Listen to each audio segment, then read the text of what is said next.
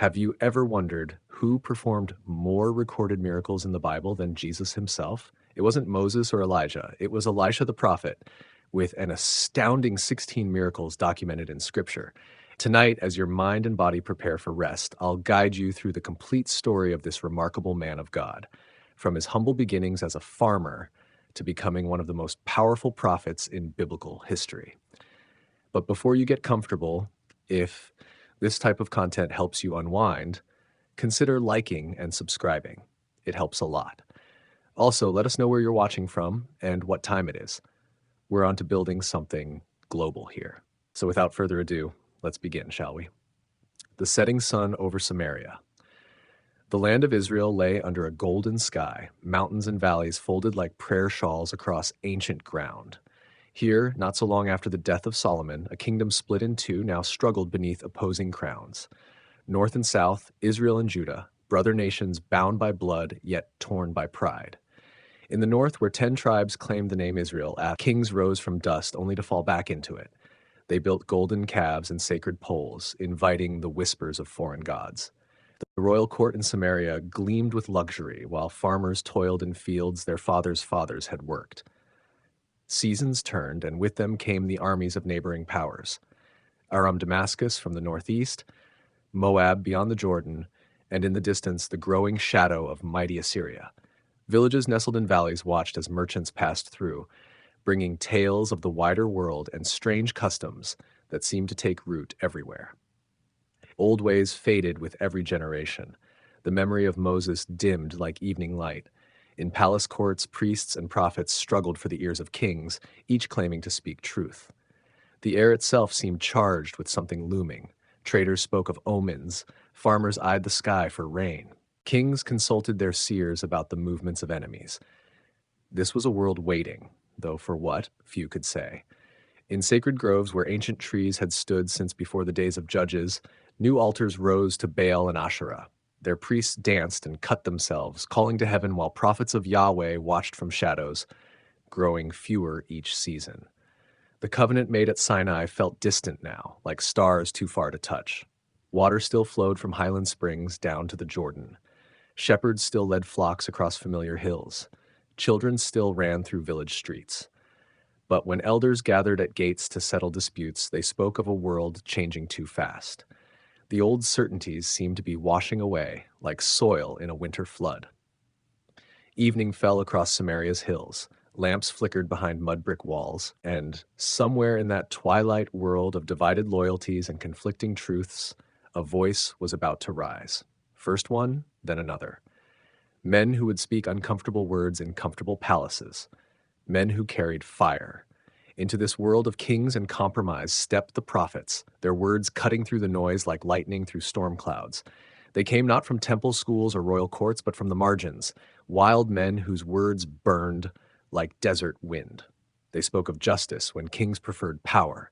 They whispered of mercy while armies sharpened swords. This is where our story begins, not with the clash of armies or the decrees of kings, but with a still, small voice and the men who chose to listen.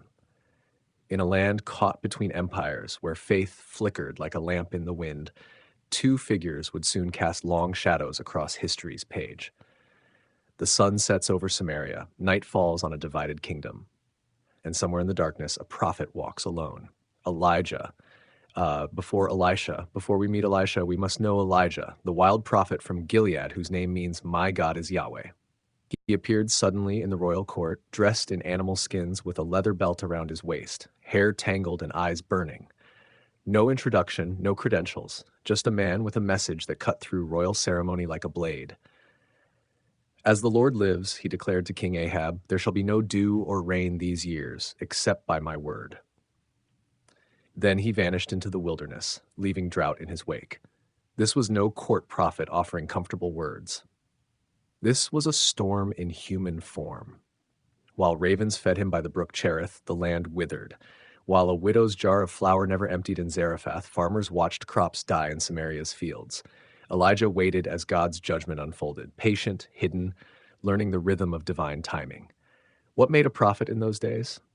Not education or lineage or charm.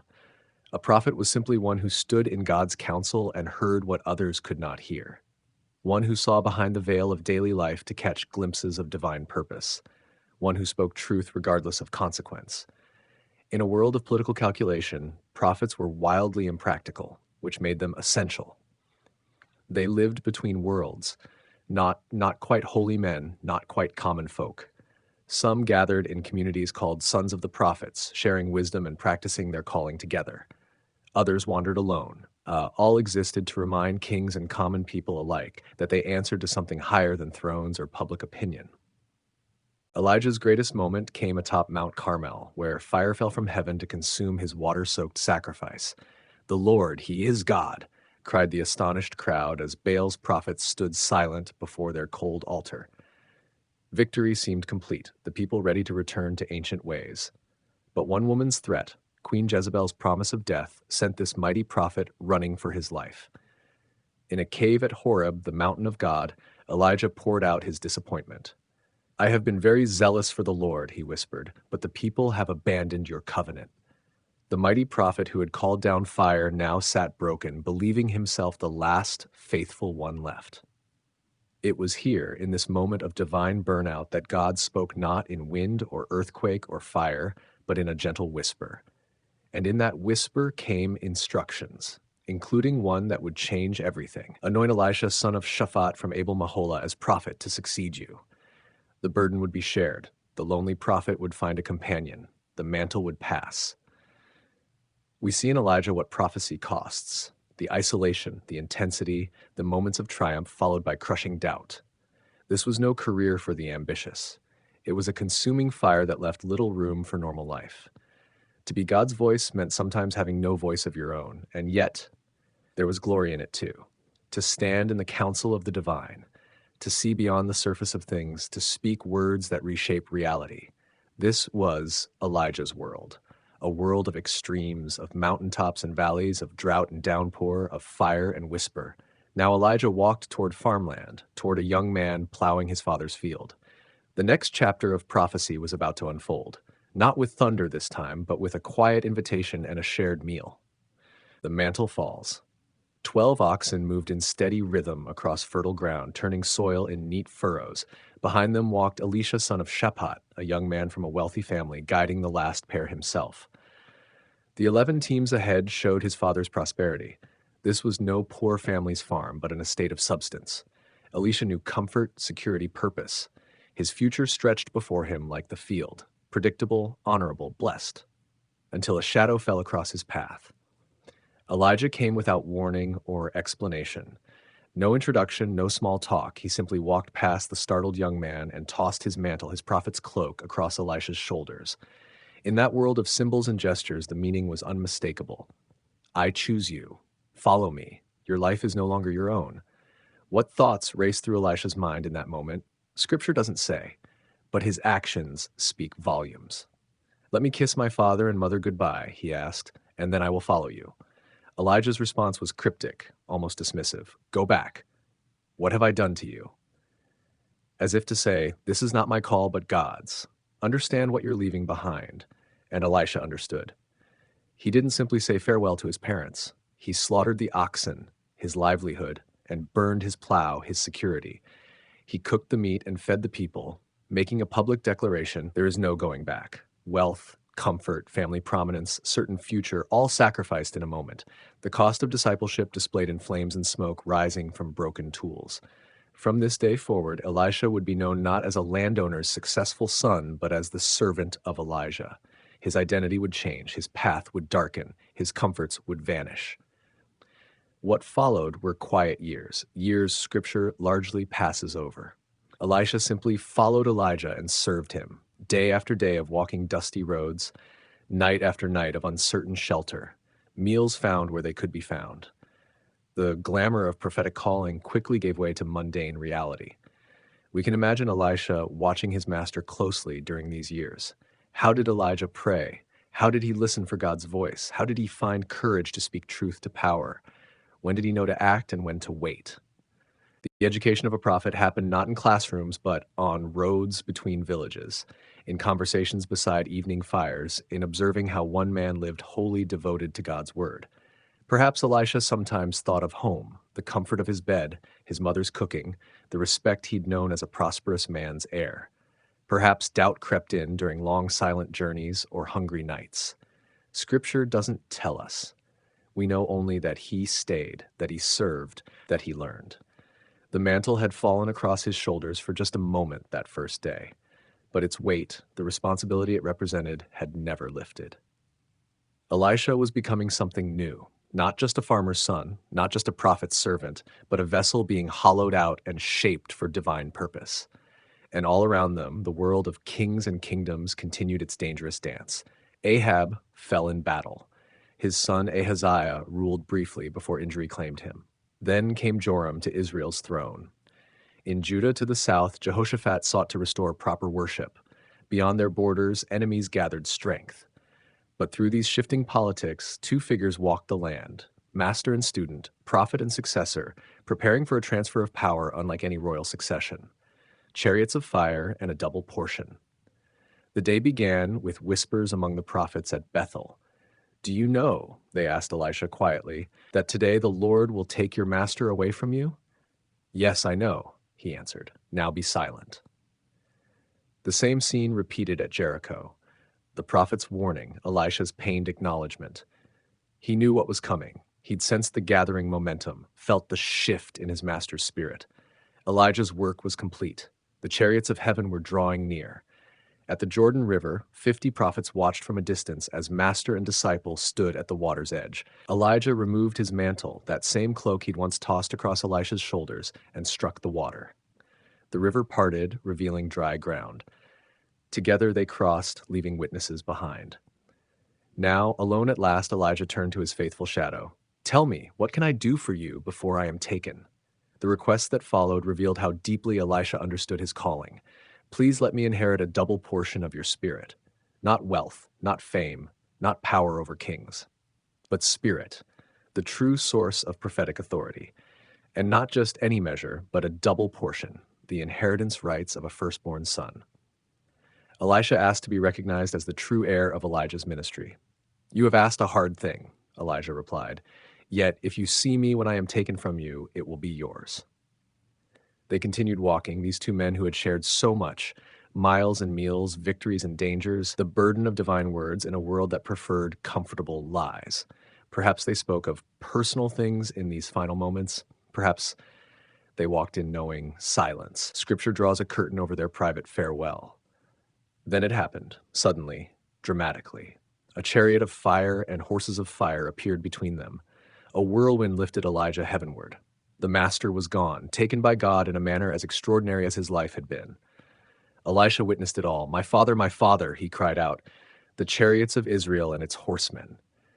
In his grief-stricken words lay profound insight, that this one man, this prophet, had been greater protection for Israel than all its military might. Then Elisha did what grief often demands. He tore his clothes in two, the ancient gesture of heartbreak. The man who had given direction to his life was gone. The voice that had guided him now silent. The relationship that had defined him ended. But something remained. There on the ground lay Elijah's mantle, fallen from the ascending prophet. Elisha picked it up, this symbol of authority and burden. He walked back to the Jordan alone, struck the water with the cloak, and called out, "Where is the Lord, the God of Elijah?" The waters parted again. The watching prophets bowed in recognition. "The spirit of Elijah rests on Elisha," they declared. The transfer was complete, the succession confirmed by miracle. The new prophet crossed over, his path now his own to walk. Loss and empowerment intertwined in this moment. Grief and calling merged into something new. Elisha would not be another Elijah. God never simply duplicates his servants, but he would carry forward the same spirit, the same truth, the same unwavering commitment to divine words in a compromised world. The mantle now belonged to him, not as a memento of his master, but as the symbol of his own authorization. The double portion would manifest itself in the days ahead through twice as many recorded miracles as his predecessor. But first, he would walk back to the waiting world as a man transformed, no longer the follower but the followed, no longer the servant but the master. His first steps as Israel's chief prophet took him back toward the cities of men, toward the problems and politics his master had left behind. The God of Elijah was now the God of Elisha. The voice that had spoken through the older man would now speak through the younger. The work continued, though the worker had changed. The mockers of Bethel. Elisha walked toward Bethel, the ancient sacred site now home to one of Jeroboam's golden calves.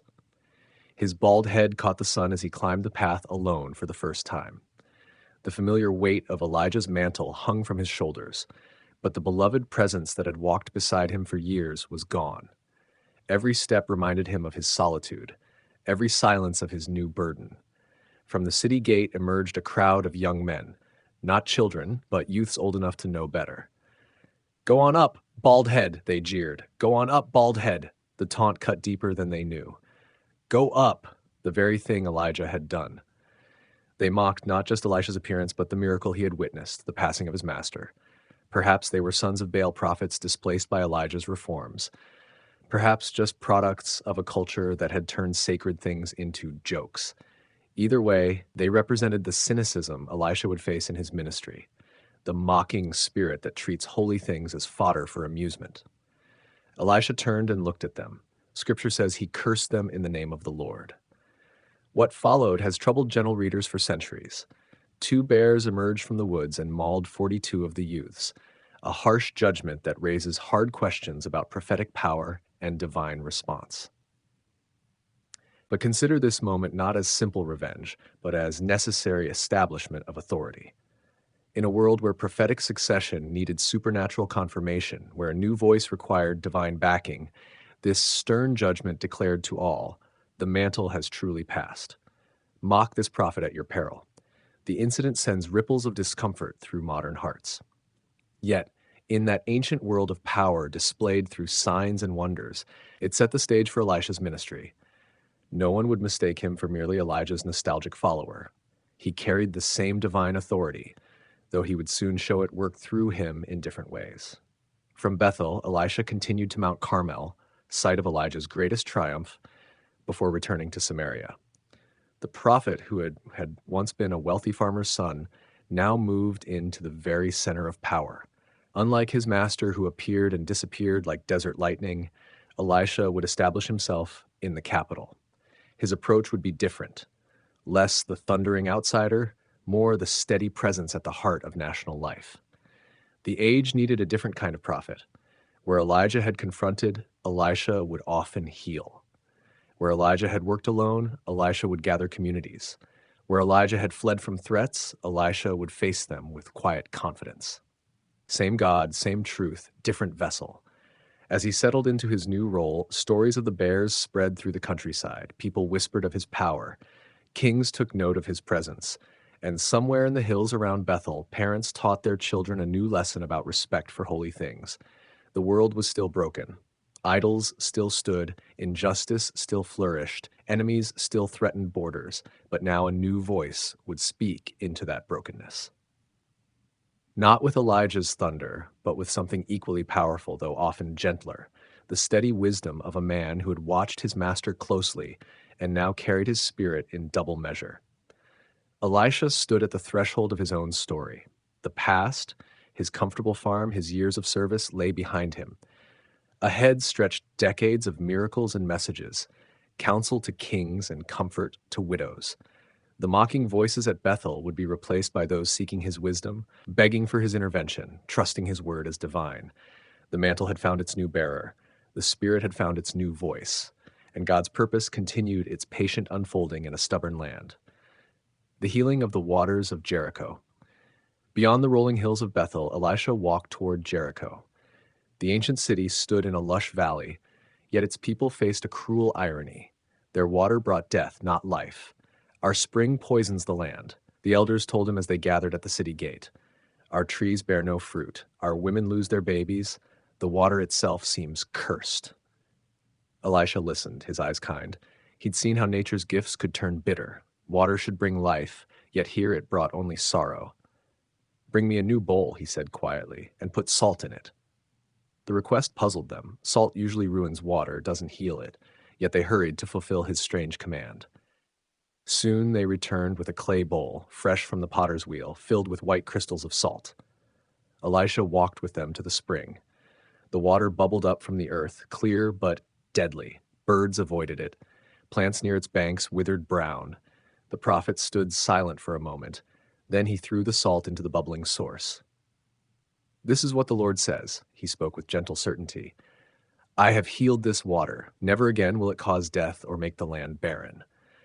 The men watched, unsure what to expect. Would the water change color? Would there be thunder? But nothing visible happened at first. Days passed. The people drank cautiously. Then with growing joy, they noticed changes. Gardens flourished where nothing had grown before. Women carried healthy babies to term. The taste of the water turned sweet on their tongues. Word spread through the Jordan Valley. The man who followed Elijah had brought life back to Jericho's spring. Unlike his master who called down fire, Elisha healed with quiet care. His touch restored rather than destroyed. Travelers coming to Jericho would often stop at the spring, now called the Prophet's Water. They'd fill their skins and tell stories of the strange holy man who'd thrown salt into poison and drawn out sweetness. In later years, older men would point to vast groves of date palms and pomegranates. "I remember when nothing grew here," they'd say. Then Elisha came with his bowl of salt. The healing of Jericho's waters marked Elisha not as a prophet of judgment, but of renewal. Where his master had brought drought, Elisha brought fertility. Where Elijah had called fire from heaven, Elisha called forth life from the earth. The citizens of Jericho understood what kind of prophet walked among them. Not one who shouted from mountain peaks, but one who knelt beside broken things and made them whole again. In the years to come, when people spoke of Elisha, they often began with this quiet miracle. "Remember," they'd say, "how he healed the spring with just a handful of salt?" It was a sign of things to come, small gestures with ripples that spread far beyond what eyes could see. The sweetened waters of Jericho became a symbol of his ministry, transforming what was bitter into blessing, what was barren into bounty. It was a tender power that worked through spectacle, but through gentle touch. And the spring flows sweet to this day. The widow's oil. In a small village near Samaria lived a widow whose husband had served among the prophets. After his death, she found herself drowning in debt. Her creditor, a man with cold eyes, had come with a final demand. "If you cannot pay," he told her, "I will take your 2 sons as slaves." Her sons, the only treasures she had left. That night she wept until no more tears would come. Then she remembered Elisha, the man her husband had revered. With the dawn, she set out to find him. Elisha listened as her story tumbled out, her voice breaking with fear. "What do you have in your house?" he asked when she finished. "Nothing," she said, then paused. "Nothing except a small jar of olive oil." Elisha nodded, as if this small thing mattered greatly. "Go around to all your neighbors," he told her. "Ask for empty jars, as many as you can gather. Don't ask for just a few. Then go home, shut your door behind you and your sons, and pour oil into all those jars." Hope flickered across her face. Though the instruction seemed odd, she hurried to obey. Door to door she went, asking for vessels. Some neighbors gave her clay pots with smiles, others with questioning looks. By sunset, her small house was filled with empty containers, jars tall and short, wide-mouthed and narrow. With trembling hands, she closed her door. Her sons watched, curious, as she took her small flask of oil and began to pour. The oil flowed, golden in the lamplight. It filled the first jar to the brim. Still it flowed, filling a second, then a third. Her sons scrambled to position more jars beneath the steady stream.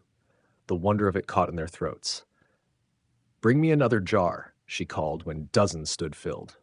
"There isn't one left," her youngest son answered. Only then did the oil stop flowing. At dawn, she rushed back to Elisha, her story spilling out like the miraculous oil itself. The prophet smiled gently. "Go, sell the oil and pay your debts. You and your sons can live on what remains." And so she did. Merchants marveled at the quality of her oil, paying her handsomely. The debt vanished. Her sons remained free. And for many seasons afterward, her household knew comfort rather than fear. Word of this quiet miracle spread through villages. It was not a spectacle like fire from heaven. No crowd had gathered to witness it. Just a desperate mother, her sons, and empty jars becoming full behind closed doors. This was Elisha's way. meeting simple needs with simple grace. He didn't seek to impress kings or shame priests. He sought only to help those the world had forgotten. The widow's story became a whisper of hope among the poor. Perhaps their empty vessels could be filled too. Perhaps this prophet understood that sometimes the greatest miracles are the ones that simply allow life to continue. Debts paid, children fed, tomorrow faced without dread. In later years, when oil lamps burned in humble homes, many would remember how Elisha had turned scarcity to abundance with just a word and a woman's faith. It wasn't just oil he'd multiplied that day, but courage. The Shunammite woman, north of the Jezreel Valley, lay the village of Shunem, where fields of grain shimmered gold under summer skies. Here lived a woman of substance, not royal, but respected. She noticed the prophet Elisha passing through their region and recognized something rare in his quiet manner. "Look," she told her husband one evening, "I know this holy man who often comes our way. Let's make a small room on the roof with a bed, a table, a chair, and a lamp. Then he can stay whenever he passes by." Her husband agreed, and soon masons built the room atop their home. A simple space, but clean and private, a haven for a wanderer who carried heavy burdens of prophecy. When Elisha next came through Shunem, they showed him the room. He rested there, grateful for walls that held back the world's demands. No kings seeking counsel, no crowds asking for signs, just silence, a lamp's gentle glow and time to breathe. "You've gone to all this trouble for me," he told the woman. "What can I do for you? Should I speak to the king on your behalf, or to the commander of the army?" She shook her head. "I live among my own people," she answered simply. She needed no favors from the powerful. Her life was complete as it stood. But Gehazi, Elisha's servant, whispered to his master, "She has no son, and her husband is old." Understanding dawned in Elisha's eyes. In their world, a child meant future, security, joy. So he called her back. "About this time next year," he said gently, "you will hold a son in your arms." The woman stepped back, emotion crossing her face like clouds over hills. "No, my lord," she protested. "Don't mislead your servant with such a promise." Her words revealed old wounds, perhaps hopes raised and dashed before, prayers whispered into the night that had gone unanswered. Better to expect nothing than to hope and be crushed again. But Elisha's words were not empty. When spring bloomed again and gave way to summer, she indeed held a baby boy against her heart. The prophet's blessing had taken flesh and breath. In the years that followed, whenever Elisha passed through Shunem, he would climb the stairs to his roof room and hear childish laughter in the courtyard below. The boy would bring him figs or almonds, sitting cross-legged while Elisha told stories of distant places. The woman asked for nothing, yet received everything. Her hospitality, just a room, just a lamp, had circled back as gift beyond measure. She had seen the prophet's need when others saw only his power. This was a different kind of miracle, not water turned sweet or oil multiplied, but life created where hope had died.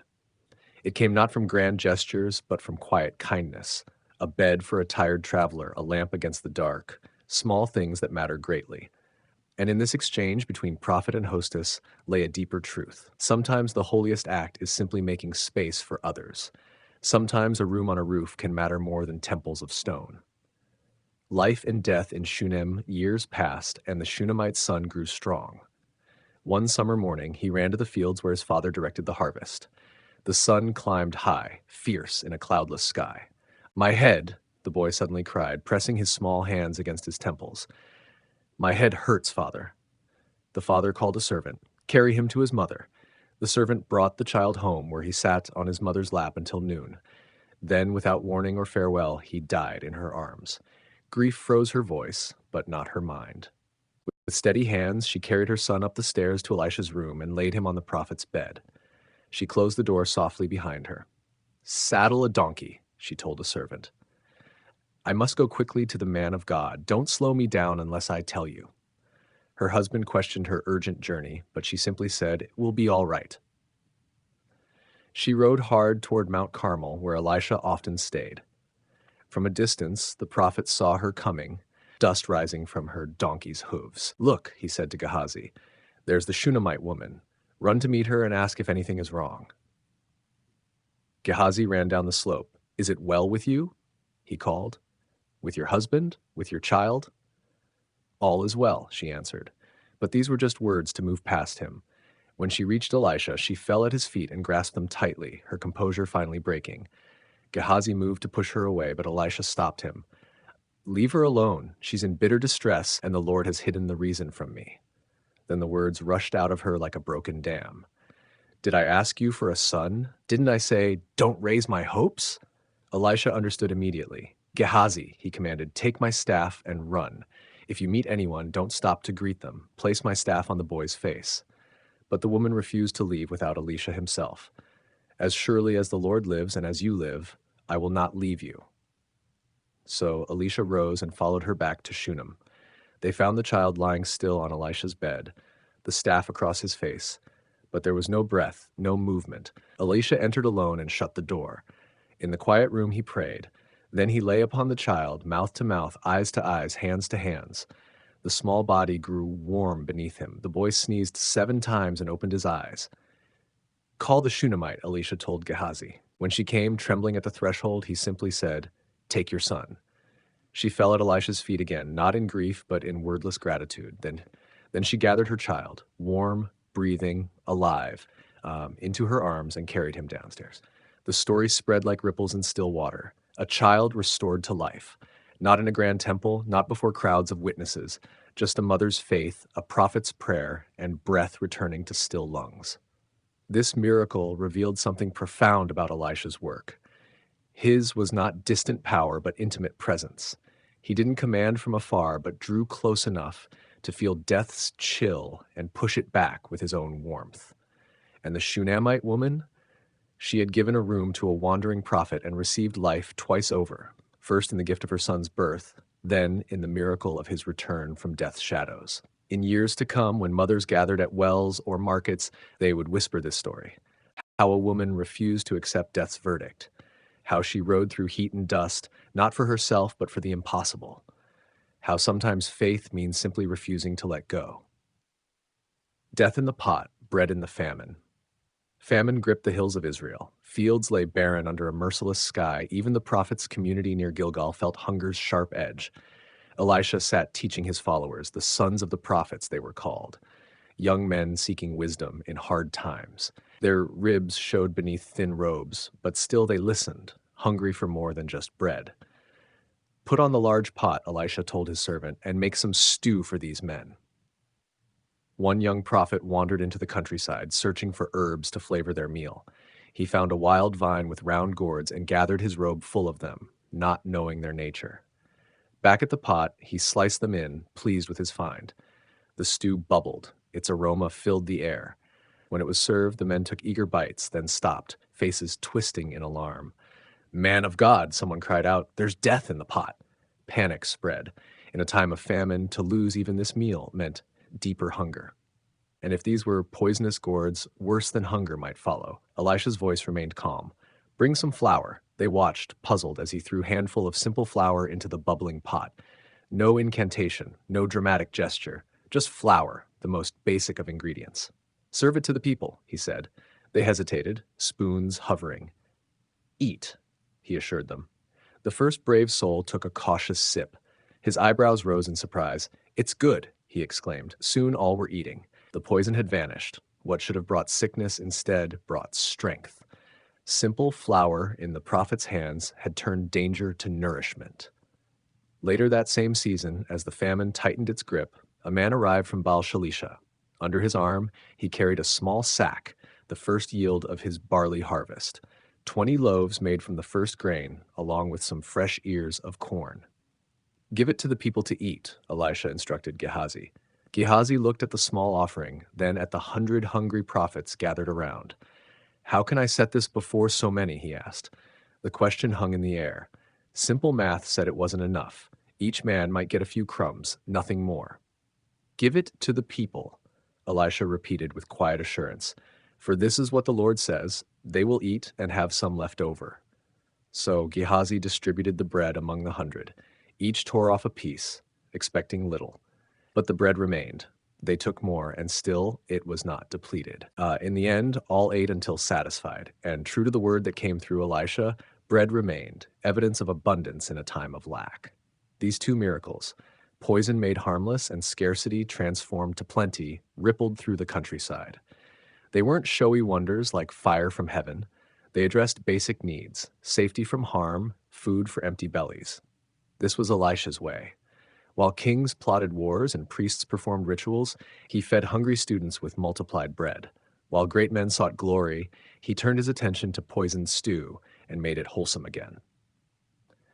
Some saw in these simple miracles echoes of ancient stories, how God had once fed a people with manna in another wilderness.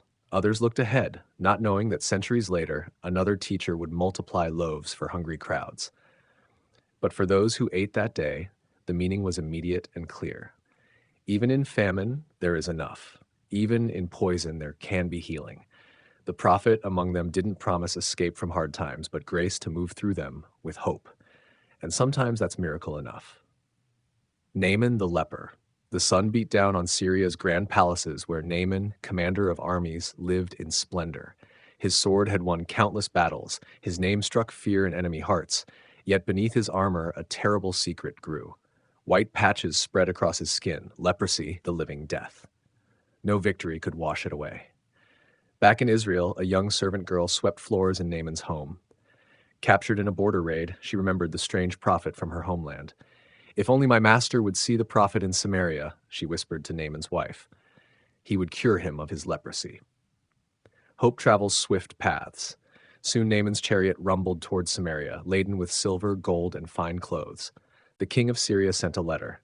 "I have sent Naaman my servant to you, that you may cure him of his leprosy." Israel's king tore his robes in fear. Was this a trap, a reason for war? Am I God to kill and make alive? Word reached Elisha's mud brick home. "Send him to me," the prophet said. "Let him know there's a prophet in Israel." Naaman's grand procession stopped before Elisha's humble door. Horses snorted, armor gleamed. The mighty general waited for the prophet to emerge, as asked, perhaps with grand gestures and eloquent prayers. Instead, a servant appeared with simple words: "Go wash in the Jordan 7 times, and your flesh shall be restored." Rage colored Naaman's face. I thought he would surely come out to me and stand and call on the name of his God and wave his hand over the place. The mighty rivers of Damascus, Abana, and Pharpar flowed clearer than Israel's muddy Jordan. Had he journeyed all this way for such an insult? His servants approached cautiously. If the prophet had told you to do something difficult, would you not have done it? How much more when he says to you, "Wash and be clean"? Wisdom often comes from unexpected voices. Naaman's pride softened. At the Jordan's edge, he removed his armor piece by piece. The water felt cool against his skin as he dipped once, twice, 3 times. Nothing changed. 4, 5, 6 times he submerged himself. On the 7th, he emerged with skin like a young boy's, smooth, fresh, reborn. Returning to Elisha's house, Naaman stood transformed. "Now I know there is no God in all the earth except in Israel." He offered lavish gifts, but Elisha refused. The healing wasn't for sale. Grace flowed freely like the Jordan's waters. "I will never again offer burnt offerings to any god but the Lord," Naaman promised. He loaded his chariot with Israeli soil to build an altar in his homeland. A strange request followed: forgiveness for bowing in the temple of Rimmon when his master went to worship. Elisha sent him home with simple words: "Go in peace." The great general departed, carrying more than healing in his heart, a new faith born from 7 simple dips in a muddy river. A mighty warrior humbled by water and a prophet who never even stepped outside to meet him. Gehazi's greed dust settled on the road as Naaman's chariot disappeared over the horizon. In Elisha's house, his servant Gehazi watched with calculating eyes. So much wealth refused so easily. Silver and gold, gorgeous garments, all sent away. Why should such treasure escape their hands? "My master has let this Syrian off too lightly," Gehazi muttered.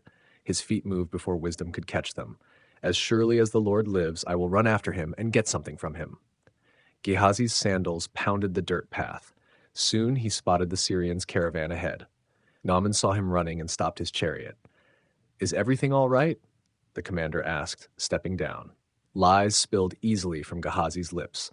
"My master sent me to say, 2 young prophets have just arrived from the hill country. Please give them a talent of silver and 2 changes of clothes." Delight spread across Naaman's face. A chance to show gratitude. Please take 2 talents, he insisted, binding the silver in bags. 2 servants carried them back, Gehazi walking ahead with secret triumph warming his heart. At the hill near Elisha's home, Gehazi took the treasures and sent the Syrians away. He hid the silver and clothes in his house, then returned to his master with practiced innocence. "Where have you been?" Elisha asked. "Your servant went nowhere," came the smooth reply. Elisha's eyes saw beyond flesh. "Was not my spirit with you when the man got down from his chariot to meet you? Is this a time to accept money and clothes, olive groves and vineyards, sheep and oxen, male and female servants?" Terror gripped Gehazi as Elisha spoke the very dreams that had danced in his mind, all he hoped the silver would buy. "Naaman's leprosy will cling to you and your descendants forever." The words fell like stones. Gehazi walked out white as snow, the disease that had left Naaman now covering his own skin. The servant who had served a prophet of miracles now carried the mark of his greed. What he grasped with deception became his curse. His hunger for wealth fed only his downfall. Sometimes the hardest miracles to witness are the judgments that remind us of boundaries sacred and true. A prophet's power flows both ways, to heal and to hold accountable. From Naaman to Gehazi, the Jordan's waters both cleansed and convicted, showing that miracles reveal the heart as much as they restore the flesh. The floating axe head. The company of prophets gathered around Elisha, their voices rising with excitement.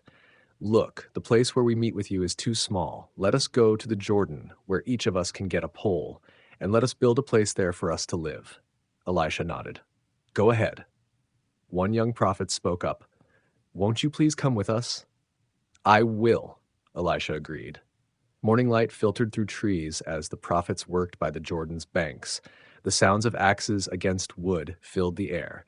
Each swing brought them closer to their new home, a school for prophets, a place of learning and prayer. Among them labored a young man swinging a borrowed axe. With each strike, he felt the weight of responsibility. The tool wasn't his own. Poverty had forced him to borrow. His arms raised for another swing when suddenly the iron head flew from the handle, arcing through air before plunging into the river's depths. "Oh no, my lord," he cried to Elisha. "It was borrowed." The Jordan's waters ran deep and murky.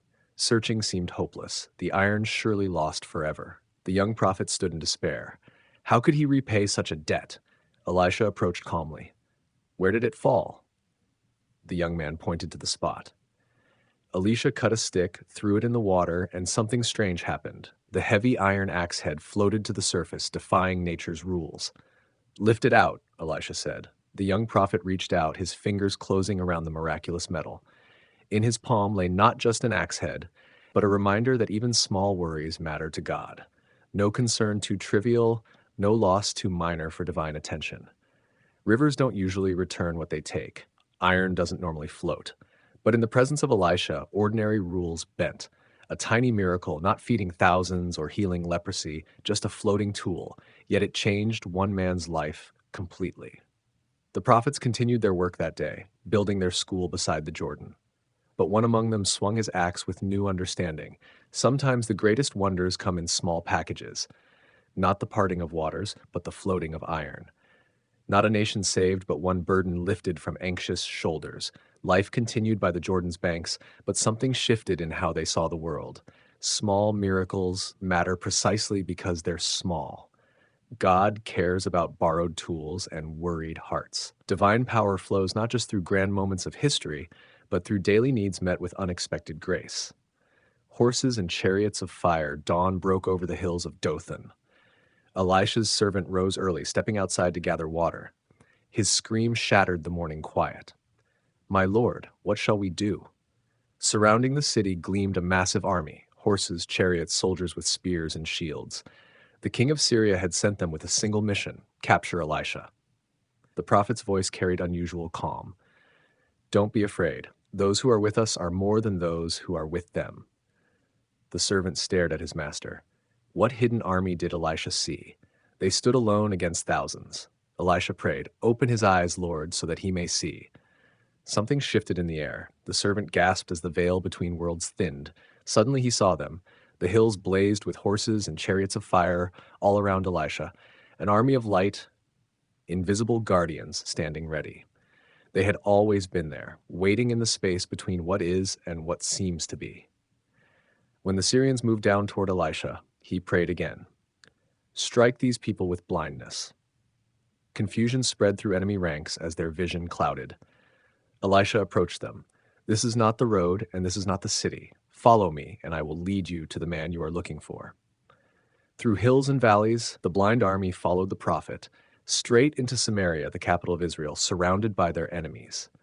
Only when they stood in the city center did Elisha ask for their sight to return. Eyes blinking open, the Syrian soldiers found themselves surrounded by Israel's forces. The king of Israel approached Elisha, eager for revenge. Shall I kill them? Shall I kill them? Would you kill those you've captured with your sword or bow? Elisha challenged. Set food and water before them so they may eat and drink and then go back to their master. Bewildered Syrian soldiers sat at tables laden with a great feast. They ate the bread of their enemies, drank their wine. When they finished, Elisha sent them home. The raids of Syrian bands against Israel stopped. A victory won without a single arrow fired. A battle settled with bread instead of blood.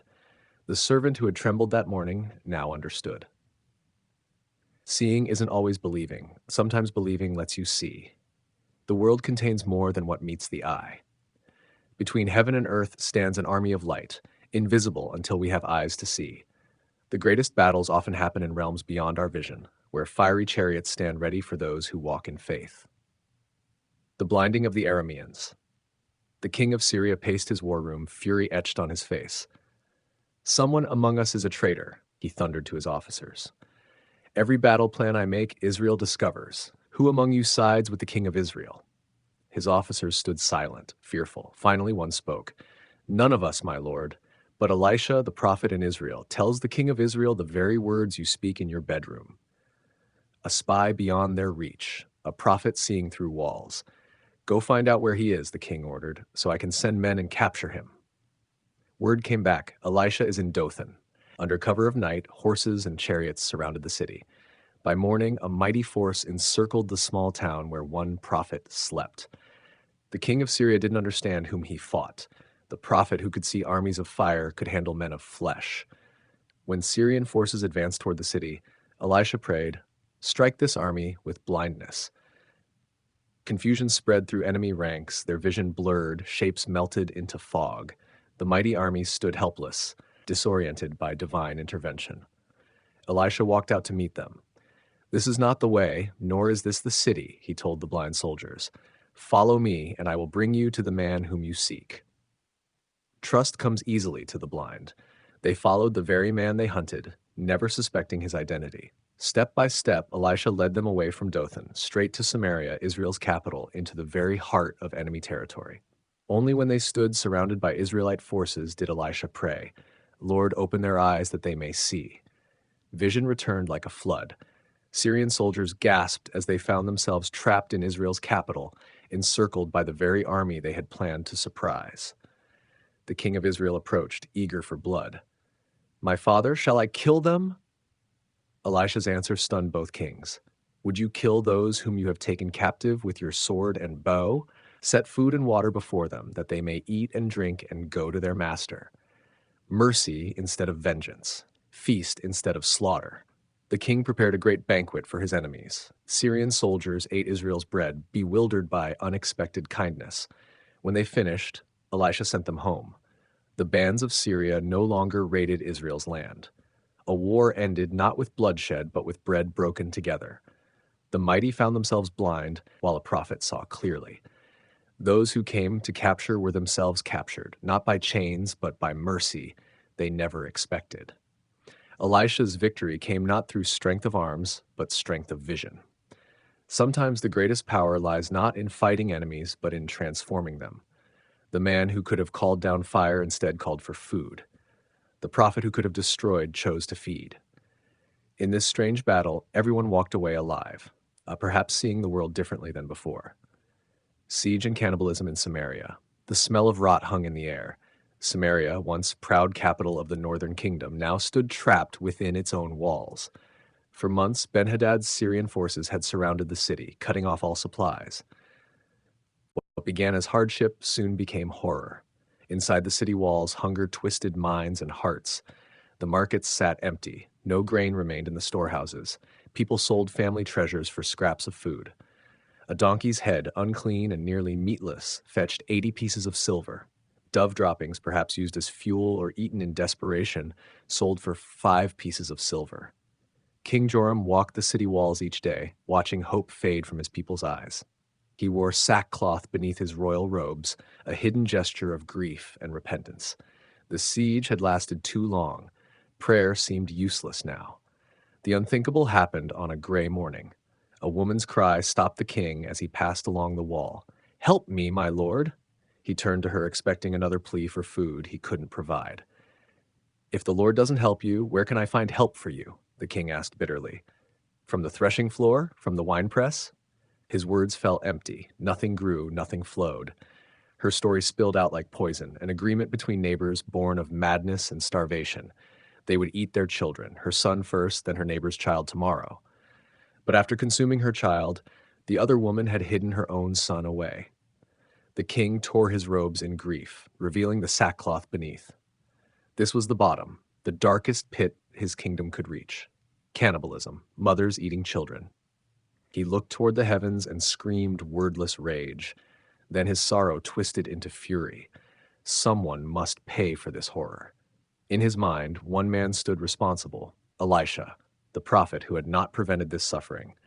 May God deal with me, be it ever so severely, if the head of Elisha remains on his shoulders today. Elisha sat with the city elders in his house. They had come seeking wisdom, comfort, anything to ease their dying city's pain. The prophet grew still, his eyes distant. "Do you see?" he asked suddenly. "The king sends a messenger to take my head." Before anyone could respond, Elisha gave strange instructions. When the messenger arrives, shut the door and hold it shut. His master's footsteps follow close behind him. True to his word, the king's messenger arrived, followed quickly by the king himself. Joram's voice cracked with fury. "This disaster comes from the Lord. Why should I wait for him any longer?" Elisha's calm stood in stark contrast to the king's rage. "Hear the word of the Lord," the prophet said. "Tomorrow, about this time, a measure of fine flour will sell for a shekel, and 2 measures of barley for a shekel at the gate of Samaria." The royal officer supporting the king scoffed openly. "Look, even if the Lord should open the floodgates of the heavens, could this really happen?" Elisha turned sad eyes toward him. "You will see it with your own eyes, but you will not eat any of it." The miracle came through the most unlikely messengers, 4 men ravaged by leprosy, outcasts even in a dying city. Yet through them, salvation would arrive at Samaria's gates. The 4 lepers and the empty camp dawn light found 4 men sitting at Samaria's gates, covered in sores, fingers and toes missing. They lived as shadows. Leprosy had marked them as unclean. Even in this starving city, they remained outsiders, surviving on scraps tossed over the wall. One spoke, breaking their hungry silence. "Why stay here until we die? If we enter the city, we'll die from the famine. If we sit here, we'll die anyway." Another nodded slowly. "The Syrian camp is our only hope. If they spare us, we live. If they kill us, we're no worse than dead already." They rose on weakened legs and began their slow walk toward enemy lines as twilight settled. Whatever fate awaited, it couldn't exceed the misery they'd already known. The lepers approached the Syrian camp cautiously, expecting shouts or arrows. Instead, silence greeted them. The first tent stood empty, so did the second and the third. The entire camp, abandoned. What they discovered next seemed impossible. Food lay everywhere: bread, meat, wine, provisions for an army left untouched. Gold and silver scattered like common pebbles. Clothing and weapons dropped in haste. The men laughed like children, moving from tent to tent.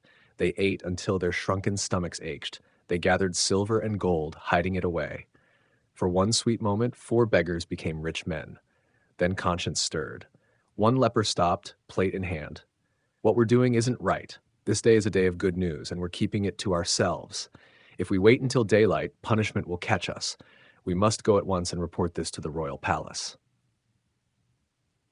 Back at Samaria's gates, the night watchmen listened skeptically to their tale. Who would trust lepers bearing impossible stories? Yet the news reached the king's ears. Joram woke from fitful sleep to hear of empty enemy tents. His first thought was trap, not miracle. I will tell you what the Syrians have done to us, he told his officers. They know we are hungry, so they have hidden in the fields, thinking when they come out of the city, we'll capture them alive and enter the city. One advisor suggested sending scouts with 5 remaining horses. They'll either find food or death, both better than sitting here starving. 2 chariots left the city under cover of darkness, following the Syrian retreat all the way to the Jordan River. The entire road lay littered with garments and equipment the Syrians had thrown away in their haste to flee. What had happened? The Lord had caused the Syrians to hear the sound of chariots, horses, and a great army. They believed Egypt or Hittite kings had been hired against them. They fled in panic, abandoning everything. When the messengers returned with confirmation, city gates opened. People rushed toward the camp, desperate for food. The royal officer who had mocked Elisha's prophecy stood at the gate, trying to maintain order. The crowd trampled him in their hunger. He saw the abundance with his eyes, but never tasted it, exactly as Elisha had foretold. From starvation to plenty in a single night, without sword or spear, the Lord had delivered Samaria. Prophet among kings. Elisha moved through royal courts like a shadow, never quite belonging, yet impossible to ignore. Kings sought his counsel, then bristled at his answers. They needed his blessing, yet resented his authority. No crown sat on his head, yet monarchs trembled at his words.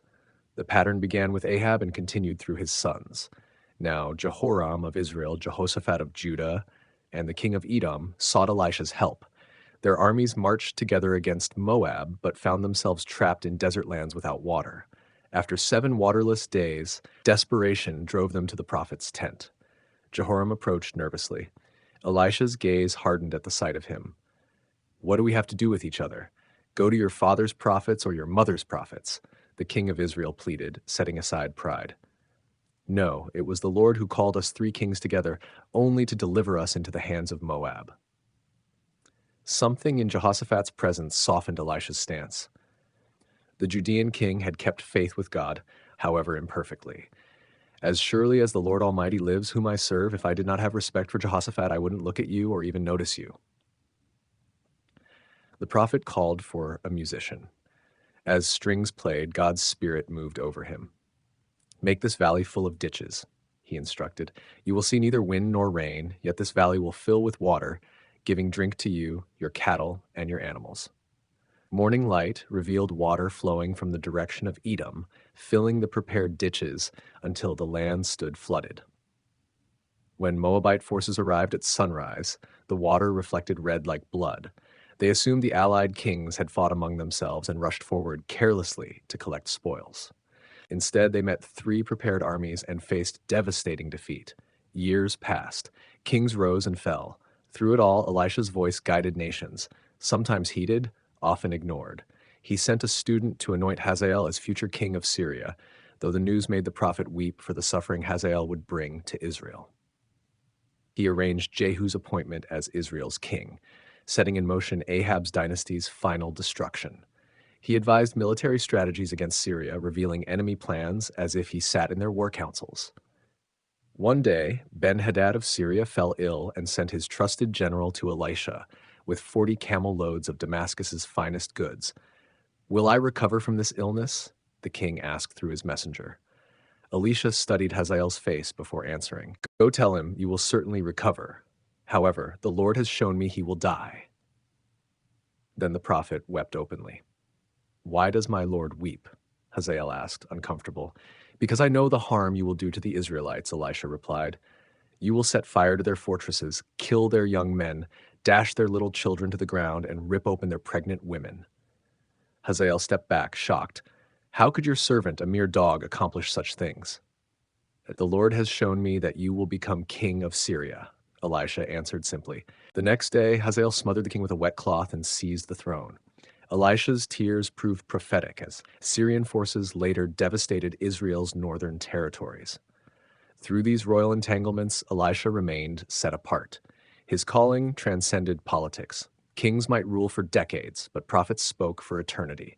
In throne rooms draped with luxury, he stood barefoot and unadorned. Power flowed through him, never from him. The anointing of Jehu, blood, and oil. The two would mingle in Israel's future, and Elisha knew it. Though his hands would remain clean, his words would set wheels turning towards slaughter. The time had come to end Ahab's line completely. Elisha summoned a young prophet from the school he led. "Tuck your cloak into your belt, take this flask of olive oil, and go to Ramoth Gilead. Find Jehu son of Jehoshaphat, son of Nimshi. Take him into an inner room, pour the oil on his head, and declare, 'This is what the Lord says, I anoint you king over Israel.'" The young man trembled at the assignment. After delivering such a message, he must flee without looking back. Opening the door to royal power often carried deadly risk. Jehu sat with his fellow commanders when the young prophet arrived. Military men laughed and drank, planning tomorrow's battles against Syria. They noticed the prophet's nervous glances. "I have a message for you, commander," the young man said. "For which of us?" Jehu asked. "For you, commander." Inside a private room, oil streamed down Jehu's head and into his beard.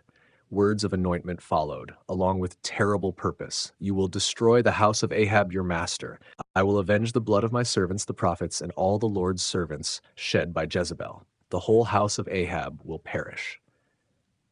Before Jehu could respond, the prophet disappeared, leaving him standing alone with oil dripping from his hair. When he returned to his fellow officers, they immediately noticed the change. "What did that fellow want? Is everything all right?" they asked. "You know the man and his babble," Jehu replied evasively. They pressed him. "That's not true. Tell us." Finally, Jehu revealed what had happened. He said, "This is what the Lord says, I anoint you king over Israel." To his surprise, the commanders immediately took off their cloaks, spread them beneath him on the bare steps, blew trumpets, and shouted, "Jehu is king." Revolution sparked in an instant.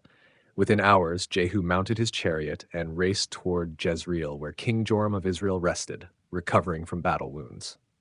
The watchman spotted Jehu's company approaching, driving furiously in Jehu's trademark style. Messengers sent to greet him never returned. They joined his cause instead. Soon Jehu's chariot met Joram's at Naboth's vineyard, the very land Ahab and Jezebel had stolen through murder years before. Poetic justice waited in this soil. "Have you come in peace, Jehu?" King Joram asked. "How can there be peace as long as all the idolatry and witchcraft of your mother Jezebel abound?" Jehu replied, drawing his bow. The arrow struck Joram between the shoulders, piercing his heart. His body fell in Naboth's vineyard, fulfilling Elijah's prophecy spoken decades earlier. The revolution continued its bloody path. Ahaziah, king of Judah, and Ahab's grandson through marriage, died next. Then came Jezebel herself, thrown from a window by her own servants, her body trampled by horses and eaten by dogs, just as Elijah had foretold. In Samaria, 70 of Ahab's descendants lost their heads in a single night. Jehu displayed them in piles at the city gate. He slaughtered Ahab's officials, friends, and priests. He eliminated all Baal worshippers through deadly trickery, turning their temple into a latrine. For all this bloodshed, Elisha spoke no word of rebuke. The prophet understood necessary purging. Israel needed cleansing before healing could begin. Yet somewhere in his desert dwelling, the old prophet must have closed his eyes against the violence his words had unleashed. The Lord commended Jehu. "Because you have done well in accomplishing what is right in my eyes, and have done to the house of Ahab all I had in mind to do, your descendants will sit on the throne of Israel to the 4th generation." Yet even prophetic revolutions remain imperfect. The sacred text adds a somber note. Yet Jehu was not careful to keep the law of the Lord with all his heart. He did not turn away from the sins of Jeroboam, which he had caused Israel to commit. The fall of the house of Ahab. Jezebel knew they were coming. The queen mother stood at her window, watching dust clouds rise as Jehu's chariots approached Jezreel. She had survived many threats through cunning and cruelty. Perhaps she could weather this storm too. She called for her servants. "Bring my cosmetics box." With steady hands, she lined her eyes with kohl, painted her lips deep red, arranged her hair elegantly. If death approached, she would meet it as a queen, not a cowering woman. From her high window, she called down to Jehu as he entered the palace gate. "Have you come in peace, you Zimri, you murderer of your master?" Her voice dripped with scorn, comparing him to a previous usurper who had ruled only 7 days. Jehu looked up, unmoved by royal beauty or insults. "Who is on my side?" "Who?" he shouted. 2 or 3 eunuchs looked down from windows near the queen. With a nod, Jehu gave his command. Throw her down." They obeyed immediately. Hands that had dressed and served Jezebel for years now pushed her from the window. She fell with a sharp cry, blood splattering the wall and horses. Jehu drove his chariot over her body, the hooves and wheels crushing what remained of Ahab's queen. Later, when Jehu sat eating and drinking in celebration, he remembered the fallen queen. "Take care of that cursed woman and bury her, for she was a king's daughter." But when servants went to collect her remains, they found only her skull, feet, and hands. Wild dogs had devoured the rest.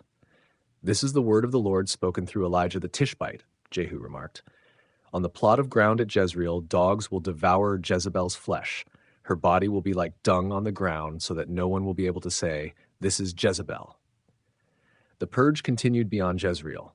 In Samaria, Ahab had 70 sons living under noble protection. Jehu sent letters challenging the city officials. "Select the best and most worthy of your master's sons and put him on his father's throne. Then fight for your master's house." Fear gripped the officials. They had seen what happened to 2 kings who faced Jehu. If 2 kings could not stand against him, how can we? They surrendered completely. "We are your servants and will do anything you say."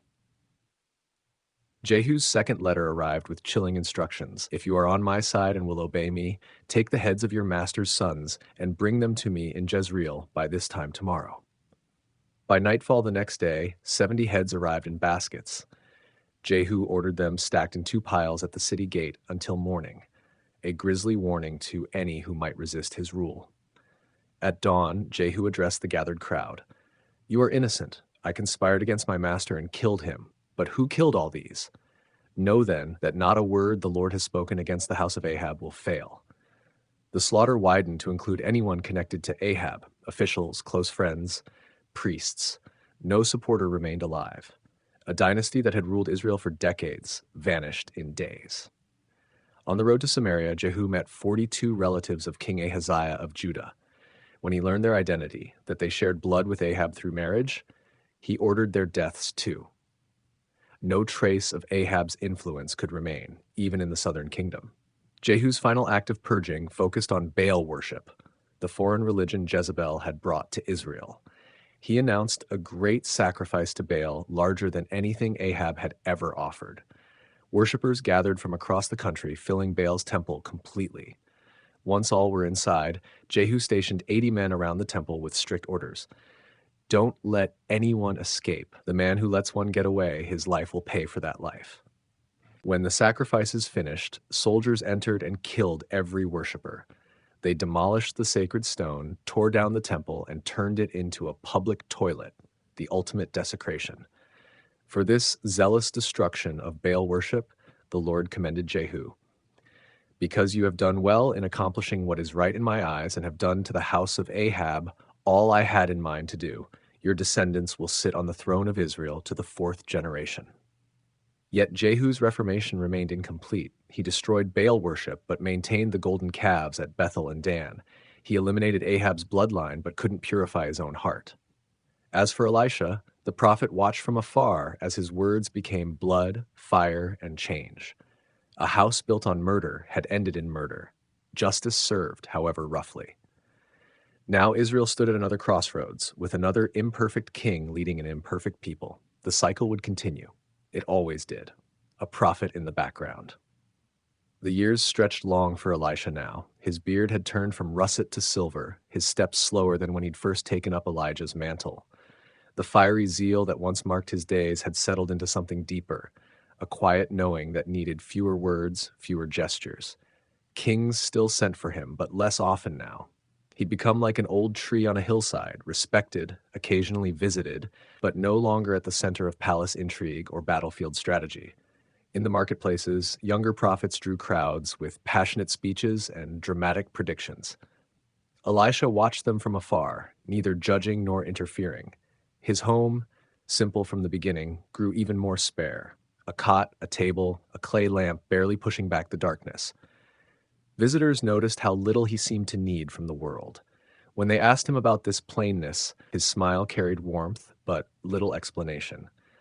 "The less I have," he once told a young prophet who'd come seeking wisdom, "the more room there is for God to fill." In these quieter years, Elisha often walked alone through fields where farmers tended crops. Sometimes they recognized him, sometimes they didn't. It hardly mattered. He remembered his own days behind the plow before Elijah found him. The familiar rhythm of seasons brought him peace, planting, growth, harvest, rest, the wisdom of earth itself. Sleep came less easily as he aged. On many nights, he'd step outside to watch stars wheel across the sky. In their steadfast journey, he found comfort.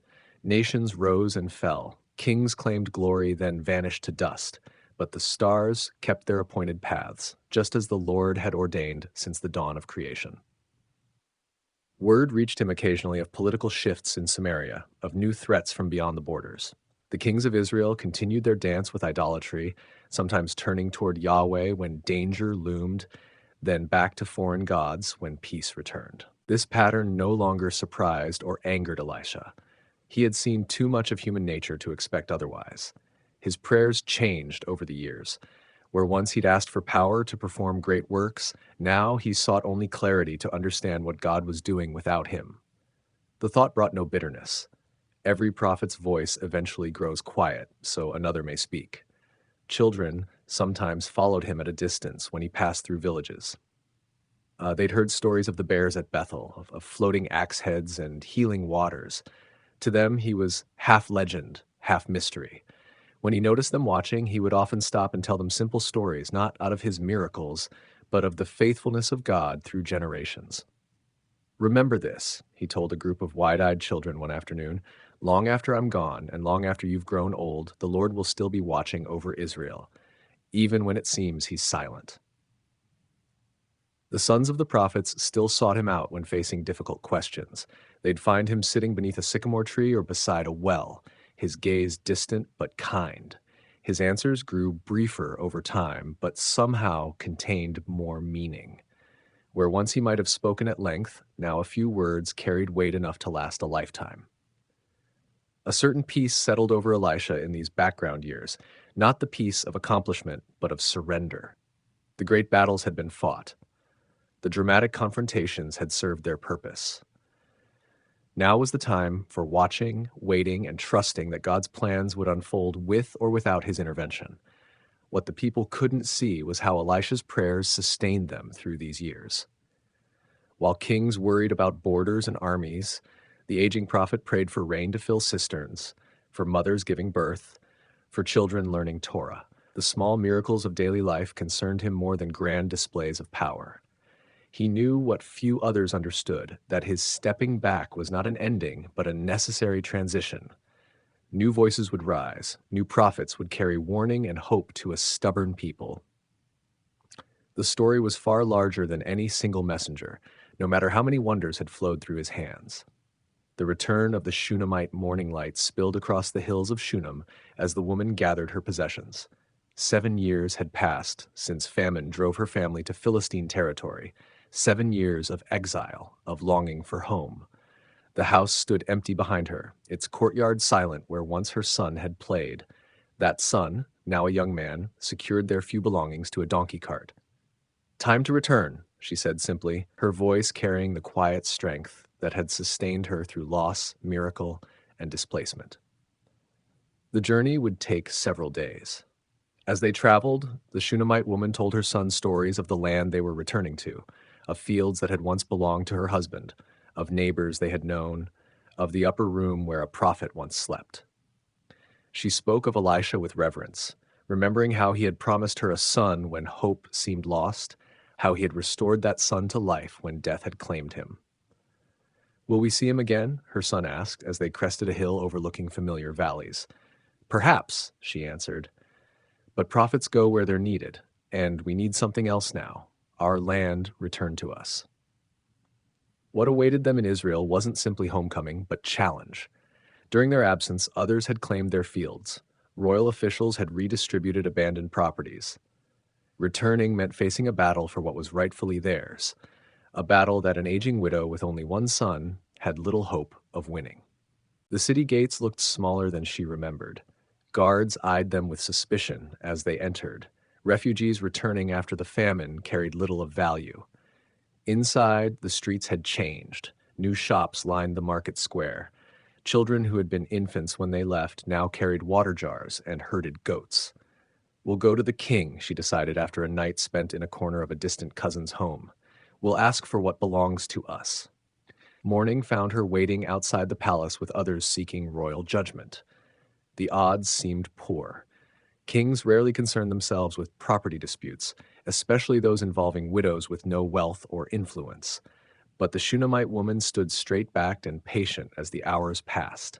When finally admitted to the royal presence, she approached without fear. Years of suffering had burned away hesitation. She stated her case clearly: her name, her husband's lands, the famine that drove them away, their right to return. The king leaned forward on his throne, studying her face. "Your story seems familiar," he said. "Tell me, are you not the woman who once hosted the prophet Elisha?" Before she could answer, another voice spoke from nearby. "My lord king, this is indeed the woman I was telling you about." The speaker stepped forward. Gehazi, once servant to Elisha, now apparently a court storyteller. His skin bore the marks of leprosy, but in a mild form that allowed him to live among others at a distance. "Just yesterday," Gehazi continued, "I was recounting to you how my master restored her son to life. This is that very woman, and with her stands that son."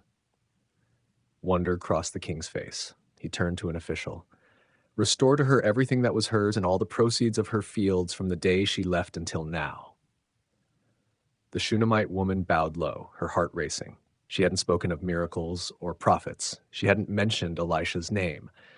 Yet somehow, at the very moment of her need, the memory of that long-ago miracle had already been placed in the king's thoughts. As she left the palace, legal documents in hand, she gazed across the city toward the hills where Elisha might be walking even now. Had he known? Had he somehow prepared the way for her return? Or was this simply the continuing flow of blessing from a single act of kindness many years before, her building an upper room for a traveling holy man? That evening, as she and her son stood in their reclaimed fields watching sunset paint the western sky, she felt a circle completing. The land would need work after years of neglect. Boundaries would need marking afresh. Seeds would need planting when the rains came. But they were home. "Life returns," she told her son, running soil through her fingers. "Always, life returns." In the distance, farmers headed home from their work. Women carried water from the village well. Children chased each other between houses. The rhythms of daily existence continued as they had for centuries. The world of ordinary people living under extraordinary promises.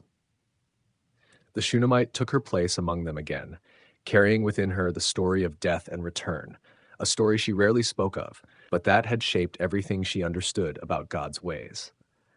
The prophet who had changed her life remained distant now, his work with her family seemingly complete. Yet his fingerprints remained on her story, visible in the very ground beneath her feet. Every harvest from these restored fields would whisper of provision beyond human understanding. Every season would remind her that God sees the small lives of faithful people and weaves them into his larger purposes. As night fell across her reclaimed inheritance, the Shunammite woman lit a lamp in her old home. "Remember," she told her son, "we keep a room ready. Always, we keep a room ready." Faith in a time of collapse. The kingdoms were crumbling. Anyone with eyes could see it. Assyria's shadow stretched longer each year across Israel's northern boundaries. Tax collectors demanded more from farmers who had less to give. In village markets, whispers passed from mouth to ear, rumors of troops massing beyond the horizon, of kings making desperate alliances, of prophets crying doom in the streets of Samaria. Elisha watched the slow unraveling with eyes that had seen too much of history's patterns. Kings still called for him occasionally, asking what would come, hoping for promises of deliverance. He gave them only truth, sometimes gentle, sometimes harsh, always clearer than they wished to hear. "How shall we prepare?" a young priest asked him one evening as they shared a simple meal of bread and lentils. "If the empire comes, if the kingdom falls, how shall the faithful survive?" Elisha looked into the distance before answering. "The faithful have always lived as strangers in this world, even when kings build them temples. Remember what remains when human powers fade: the law, the promises, the covenant love that outlasts nations.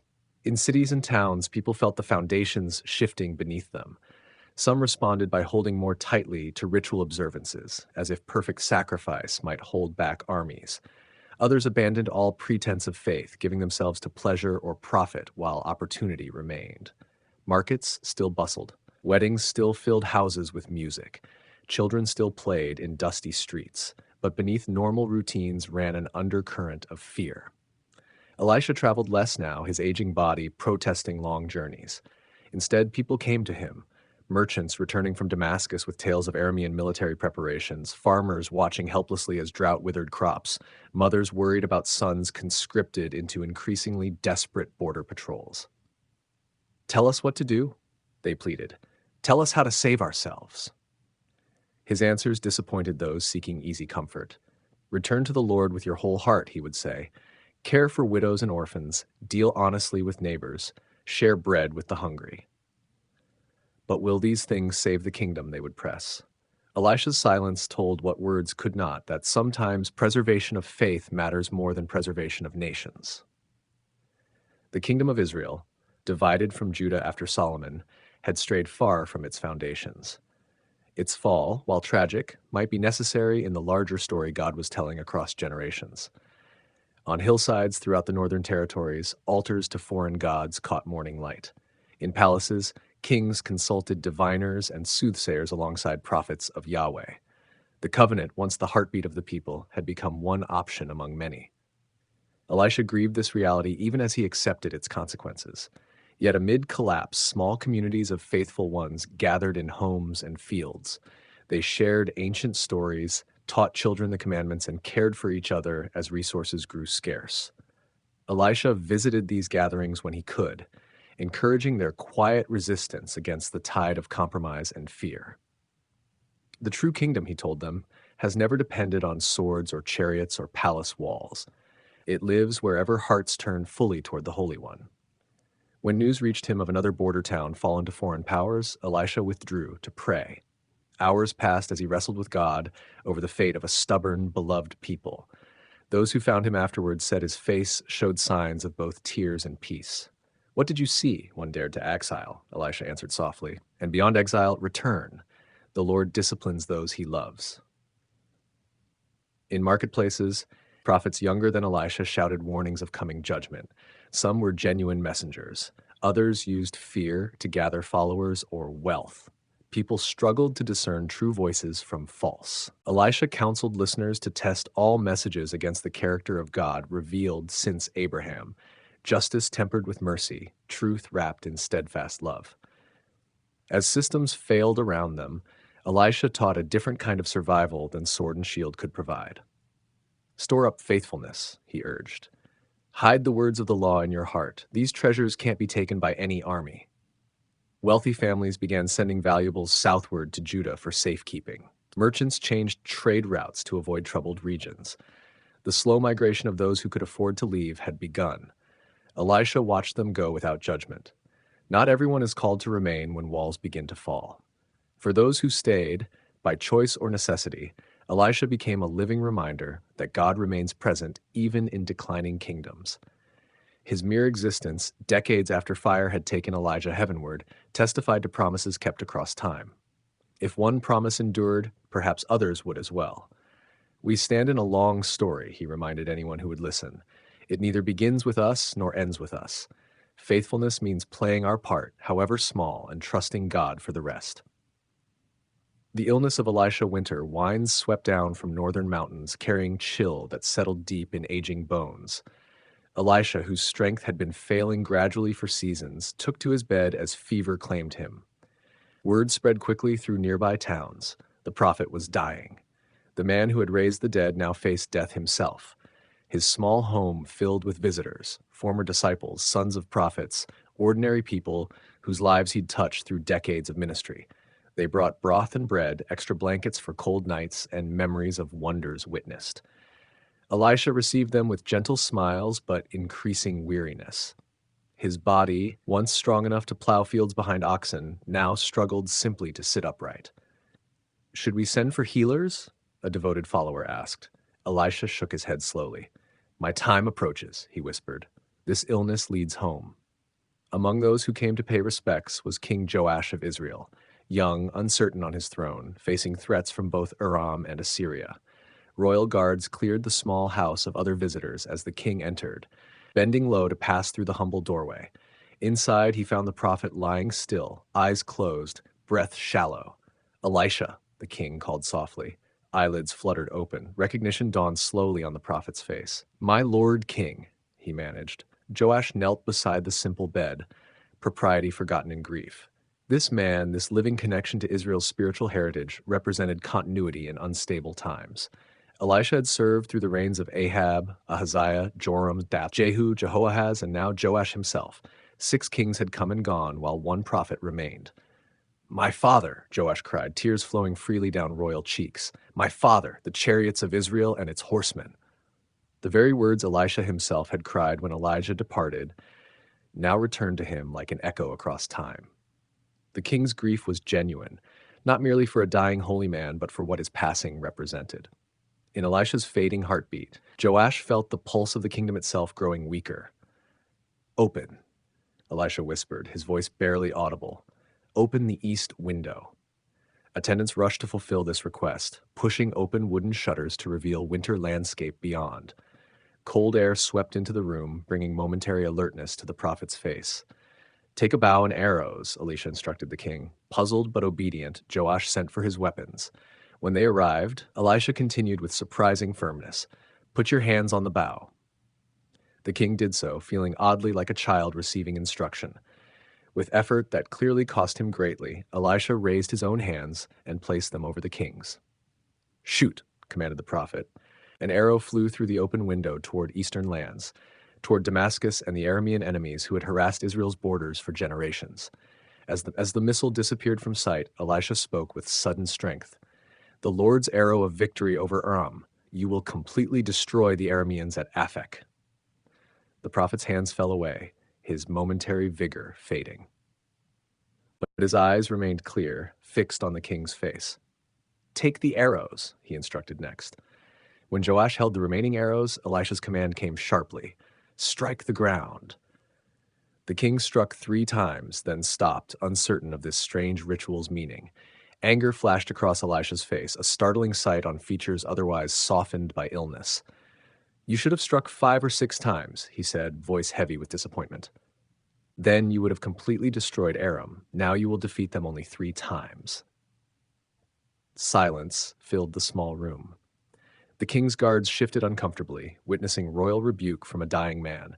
But Joash accepted the correction wordlessly. Even on his deathbed, the prophet spoke with authority that transcended crown and throne.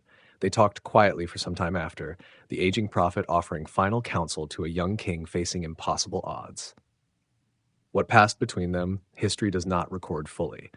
But when Joash finally rose to leave, his face showed both grief and resolve. "How will we stand without you?" the king asked from the doorway.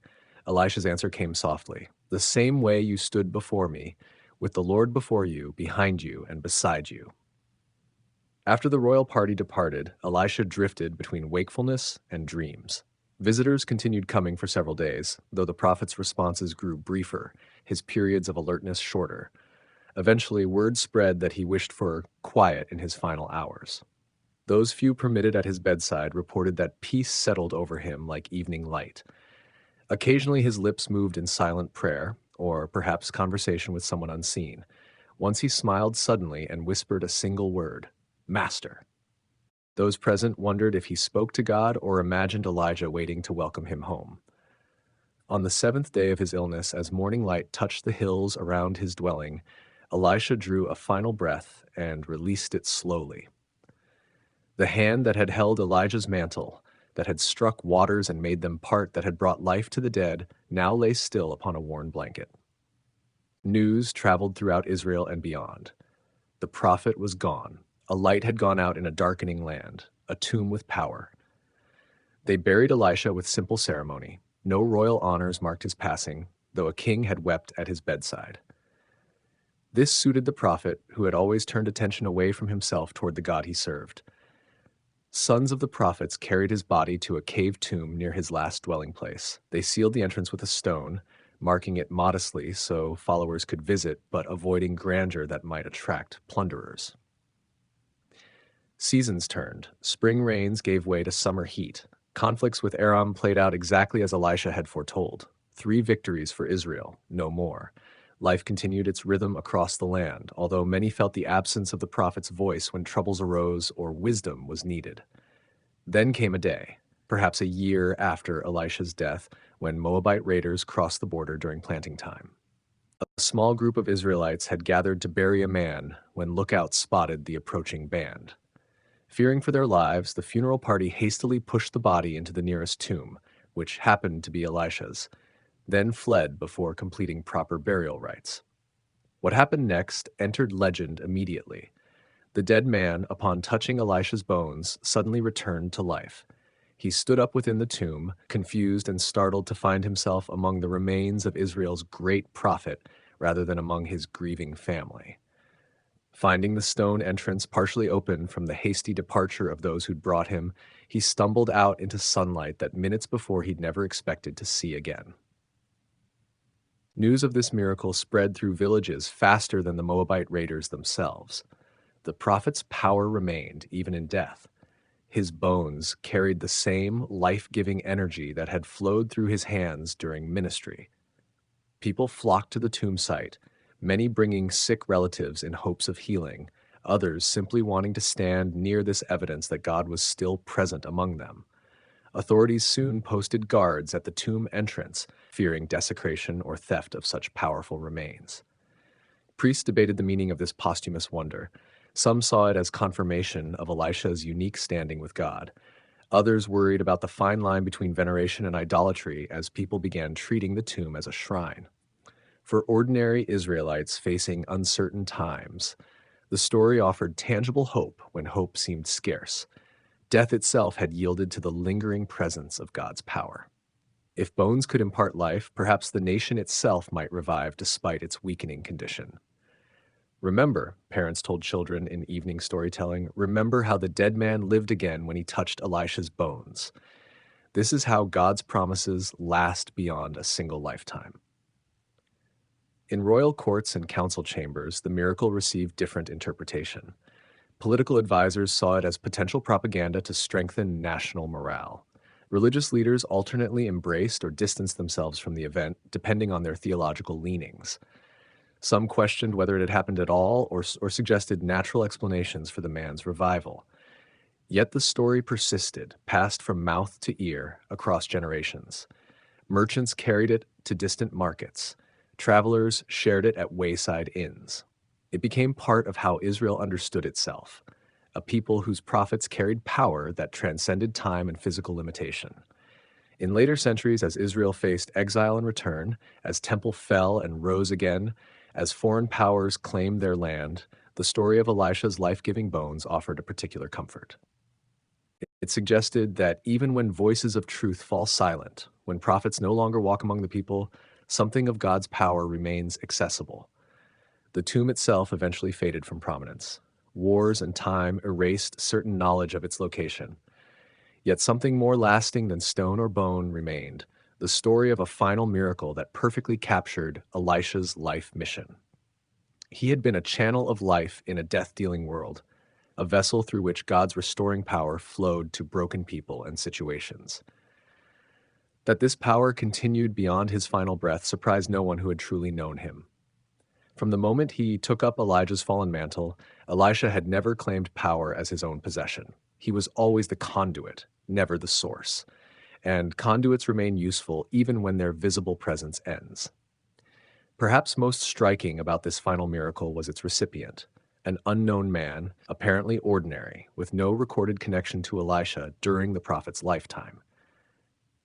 Even in death, Elisha's ministry extended to strangers, to those who never sought him out, to those who encountered his influence by seeming accident.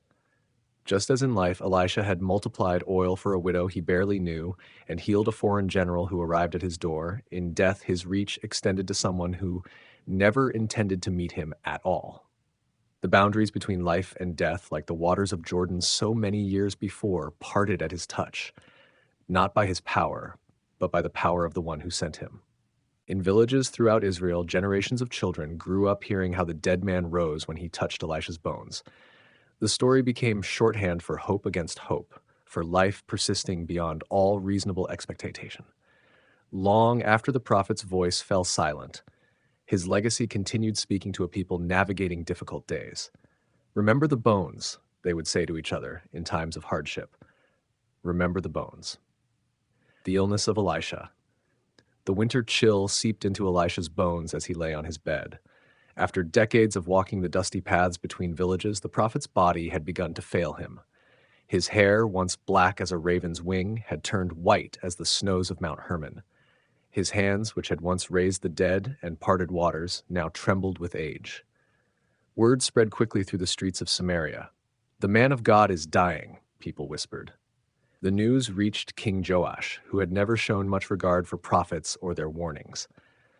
Yet something stirred in the young king's heart, perhaps memory of old stories told in childhood, or fear of losing the last living link to Israel's golden age. Joash hurried through the narrow streets, his royal guards struggling to keep pace. He entered Elisha's simple dwelling without ceremony. The room smelled of herbs and sickness. There on a low bed lay the figure who had shaped the fate of nations, yet owned little more than the cloak on his back. "My father! My father!" Joash cried out, using the same words Elisha had once shouted to Elijah as the fiery chariot carried him away. The chariots of Israel and its horsemen. Tears streamed down the king's face as he knelt beside the prophet's bed. Elisha's eyes opened slowly. Despite his weakness, a strange light seemed to gather around him. "Bring me a bow and arrows," he whispered. The king's servants scrambled to fulfill this odd request. When they brought the weapons, Elisha's voice grew stronger. "Open the east window," he commanded. The fresh air rushed in, carrying the scent of cedar and distant hills. "Now take the bow," he instructed Joash. The king awkwardly gripped the archer's weapon. Elisha raised his frail hands and placed them over the king's. The old prophet's touch still carried power. Joash felt it flow like warm honey through his arms. "Shoot," Elisha whispered. The arrow flew through the open window toward the eastern lands, toward Syria, Israel's ancient enemy.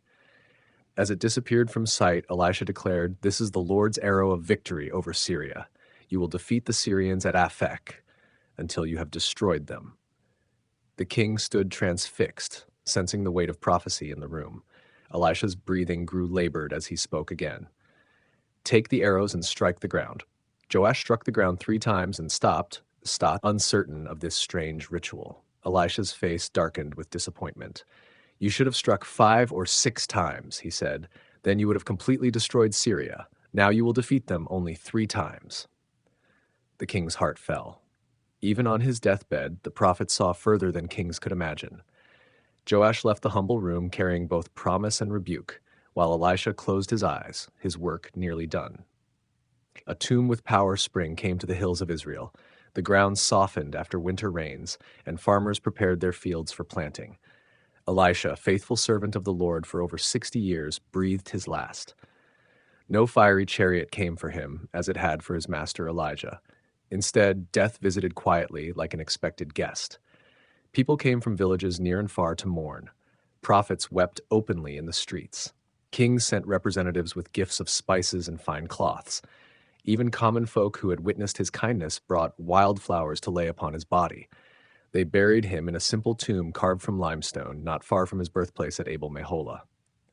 No grand monument marked the spot, just stones piled carefully to protect his remains from scavengers. The mourners departed. Life in Israel continued its fragile existence between greater powers. Nearly a year passed. Spring returned again to the hills, bringing with it raiders from Moab. These border attacks had become common, swift, brutal incursions where men stole livestock and grain before retreating to their mountain strongholds. On one such raid, a family had just begun a funeral procession when the lookout shouted, "Moabites! Coming fast!" Panic spread through the small group carrying their dead kinsmen. The Moabite raiders were known for their cruelty. There was no time to complete the burial rituals. "Quick! There!" someone shouted, pointing to a nearby tomb. Elisha's tomb, its entrance partially open from recent rains. Without ceremony, they pushed their dead companion's body through the narrow opening. The corpse tumbled down, landing atop the prophet's bones. The mourners fled, hiding themselves among the olive groves while the raiders passed. When they dared return hours later, they heard sounds from inside the tomb, scraping, movement, a human voice calling out in confusion. Trembling, they pulled away the stones. There stood their kinsman, alive and blinking in the sunlight, his burial shroud hanging in tatters around him.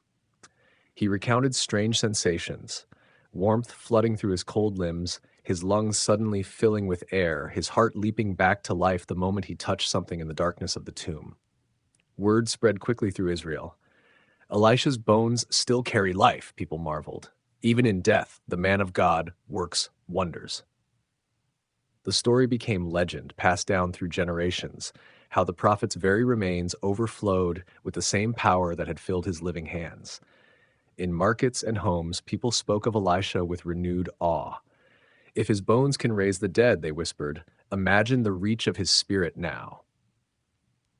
Some began visiting his tomb, bringing oil to anoint the stones, speaking prayers into the silence, hoping that something of his blessing might cling to them. The miracle stood as Elisha's final testament, proof that God's power transcends even death itself. In a land haunted by uncertainty, this sign reminded Israel that divine promises endure beyond the grave. What happened to Gehazi? The royal court buzzed with activity as King Joram received petitioners. Servants fanned the air with palm fronds while musicians played softly in the corner. The king shifted restlessly on his cushioned seat, only half listening to the disputes and requests. Who comes next? He asked his steward. A man with stories, my lord. He claims to know the deeds of Elisha the prophet. The king straightened. Bring him. A figure entered, bowing low. His hair had gone gray at the temples, and his skin bore strange pale patches. The court fell silent as the storyteller raised his head. My lord king, I am Gehazi. Murmurs rippled through the court. Some remembered this name, the servant of Elisha who had disappeared years ago after the healing of Naaman the Syrian. Rumors had circulated that he'd been struck with leprosy for his greed. Joram leaned forward. Gehazi, the prophet's servant? The same, my lord, though I served him no more after my affliction. He gestured to the white patches on his skin. I have lived among the leper colonies, but my condition never worsened beyond these marks. Perhaps even in his judgment the prophet showed mercy. Why come to court now? The king asked. I heard you seek knowledge of Elisha's deeds. There is no one living who walked longer at his side than I. The king's interest was piqued. Speak then, tell me of the man. Gehazi's voice grew stronger as he began. My lord, did you ever hear how the prophet raised the son of the Shunammite woman? I was there. I saw death retreat at his command. His hands moved expressively as he painted the scene with words. For hours, Gehazi spoke. He told of the poisoned stew made safe, of axe heads that floated, of blind Arameans led into Samaria. Each tale revealed something new about the prophet. His patience, his temper, his surprising laughter, his hours spent in silent prayer. The king listened, enchanted. As evening approached, he commanded, Return tomorrow. I would hear more. And so Gehazi found a new purpose. The man who had once chased Syrian gold now traded in something far more valuable, memory. His leprosy became a badge of authenticity rather than shame. See, he would tell listeners. These marks prove I knew him. I was there. In the years that followed, Gehazi traveled between courts and villages, preserving Elisha's legacy through storytelling. He never claimed to be healed or forgiven. He offered no prophecies of his own. Yet through his tales, something of the prophet's spirit remained alive in Israel. Some wondered if this was Gehazi's redemption, to become the keeper of stories he had once been too blind to value. The servant who had grasped at riches now gave away treasures of memory freely. In doing so, he found a kind of peace that gold could never buy. Prophets who followed. After Elisha's death, the prophetic spirit did not vanish from Israel. Like water flowing underground, it found new channels, emerging in unexpected places and people. The sons of the prophets, those loose-knit bands of seers and truth-tellers who had studied under Elisha, scattered throughout the northern kingdom. They lacked their master's dramatic power. None could part waters or raise the dead. Yet they carried forward his more subtle gifts: discernment, courage to speak truth to kings, compassion for the poor, and unwavering loyalty to the God of Israel despite the idols that filled the land. In marketplaces and village squares, these prophets would gather small crowds. Remember the ways of Elisha, they would say. Remember how he lived simply yet spoke to kings. Remember how he healed foreigners and fed the hungry. One such prophet, a young man named Zechariah, not the later prophet of the same name, had once fetched water for Elisha as a boy. Now bearded and weathered, he walked between northern villages, carrying stories like precious seeds, planting them in fertile hearts. Elisha taught us that God works in whispers as well as whirlwinds, he would tell attentive listeners. He showed us that true strength often comes wrapped in gentleness. Another prophet, an older woman called Adina, had received healing from Elisha during a famine. Now she tended to children in the hill country, teaching them the ancient songs of Zion and telling them of the kindness she had witnessed in the man of God. He never turned away the small or weak, she would say, stroking a child's hair. When kings sought his counsel, he would still stop to help a widow or comfort a grieving mother. These followers preserved Elisha's approach to prophecy, less dramatic than Elijah's fiery confrontations, more woven into the fabric of daily life. They emphasized his healing touch, his practical miracles, his concern for ordinary struggles. Meanwhile, in the southern kingdom of Judah, different prophetic voices were rising. Isaiah and Micah would soon begin their ministries, their words echoing in Jerusalem's streets. Their style differed from Elisha's quiet ways, more eloquent, more political, their visions stretching further into the future. Yet, careful listeners could detect Elisha's influence even in their messages. The emphasis on justice for the poor, the call to genuine worship rather than empty ritual, the warning that God's patience with wickedness had limits. Like tributaries flowing into a greater river, these varied prophetic streams would eventually merge into the written prophetic tradition. Future generations would read these collected words and find in them a continuous thread of divine concern for human affairs. The age of Elisha, of prophets who performed mighty deeds but left few written words, gradually gave way to prophets whose words themselves became their most enduring miracles. Judgment and mercy intertwined. The story of Elisha reveals a profound truth often missed by casual readers. Judgment and mercy are not opposing forces, but complementary expressions of divine love. Like two hands working together, they shape human history toward redemption. When Elisha cursed the youths who mocked him near Bethel, bears emerged to maul them. A harsh lesson that sacred things deserve reverence. Yet this same prophet multiplied oil for a widow facing destitution and raised a beloved child from death's grip. His life embodied this paradox of severity and tenderness dwelling together. Consider the healing of Naaman. The proud Syrian general expected grand gestures and impressive ceremonies. Instead, Elisha prescribed something humble: 7 dips in the muddy Jordan. The instruction carried both judgment on Naaman's pride and mercy for his disease. His healing required submission to a wisdom beyond his understanding. Elisha's actions toward Syria illustrated this pattern repeatedly. When Syrian raiders surrounded him at Dothan, he asked God not to destroy them, but to blind them temporarily. He then led these enemies into Samaria, the capital of Israel. The king eagerly asked, "Shall I kill them?" Elisha forbade it, commanding instead that they be fed a feast and sent home. Judgment came as blindness. Mercy arrived as unexpected hospitality. This blending of severity and kindness reflected Israel's covenant relationship with God.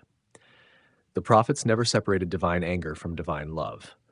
They understood that God's judgment flows not from capricious wrath, but from passionate commitment to healing what sin has broken. During a terrible siege of Samaria, mothers resorted to eating their children. King Joram blamed Elisha and sought to kill him. Yet even in this darkest moment, the prophet announced sudden abundance to come.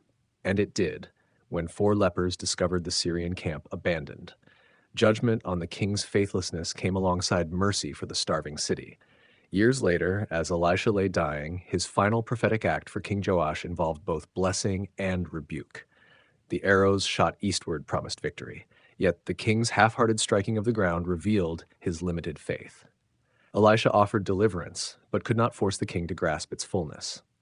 This pattern reflects something essential about Israel's God, and indeed about reality itself. Justice without mercy crushes. Mercy without justice enables harm to continue. Only together do they create the possibility of genuine healing. The waters of Jericho made wholesome, the poisoned stew made edible, The axe head returned to its borrower, the dead restored to life.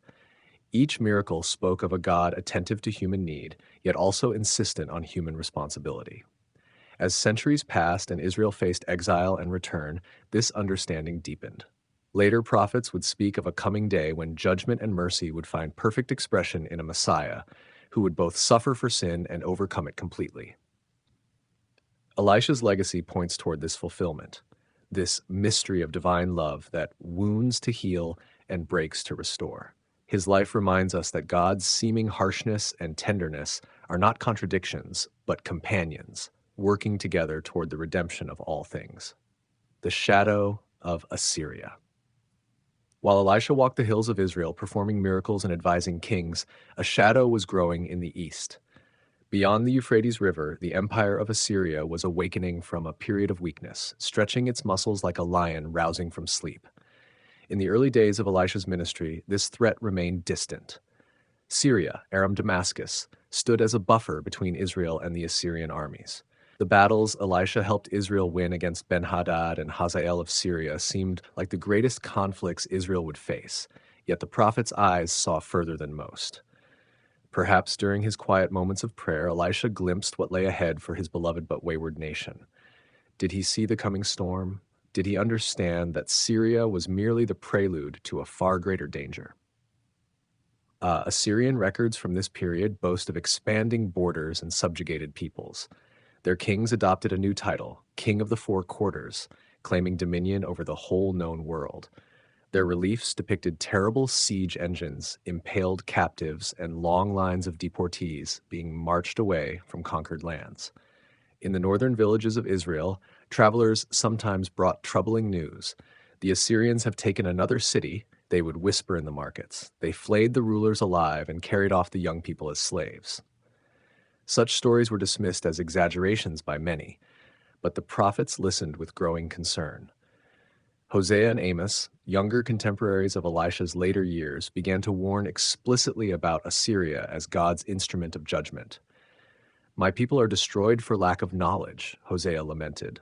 Amos declared that God would raise up against you a nation that would oppress Israel from the entrance of Hamath to the brook of the Arabah. Did Elisha share these insights? The biblical record doesn't tell us directly, yet hints appear in his interactions with Hazael of Syria. When Elisha wept before the puzzled Syrian commander, he explained, "Because I know the evil that you will do to the people of Israel. Their strongholds you will set on fire, and their young men you will kill with the sword." What Elisha didn't say, what perhaps he knew but kept to himself, was that Syria's cruelty would prove just a foretaste of Assyria's brutality. The prophet wept not only for Syria's coming violence, but for the greater calamity looming beyond it. During Elisha's final years, Assyrian power grew steadily under kings like Adad-nirari III, who began receiving tribute from northern territories. The empire's shadow crept closer to Israel's borders year by year. Within half a century after Elisha's death, Assyria would begin dismantling the northern kingdom piece by piece. In 722 BCE, just decades after our story ends, Samaria would fall after a 3-year siege. The 10 northern tribes would be scattered across the Assyrian Empire, mixed with other conquered peoples, losing their distinct identity, the infamous lost tribes of Israel.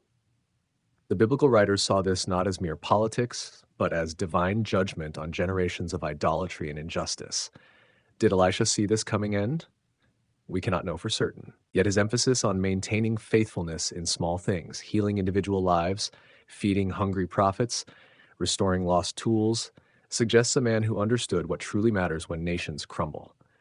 Perhaps this explains the peculiar focus of Elisha's ministry. Unlike prophets who primarily addressed kings and national politics, he spent much of his time with ordinary people, widows, lepers, hungry students.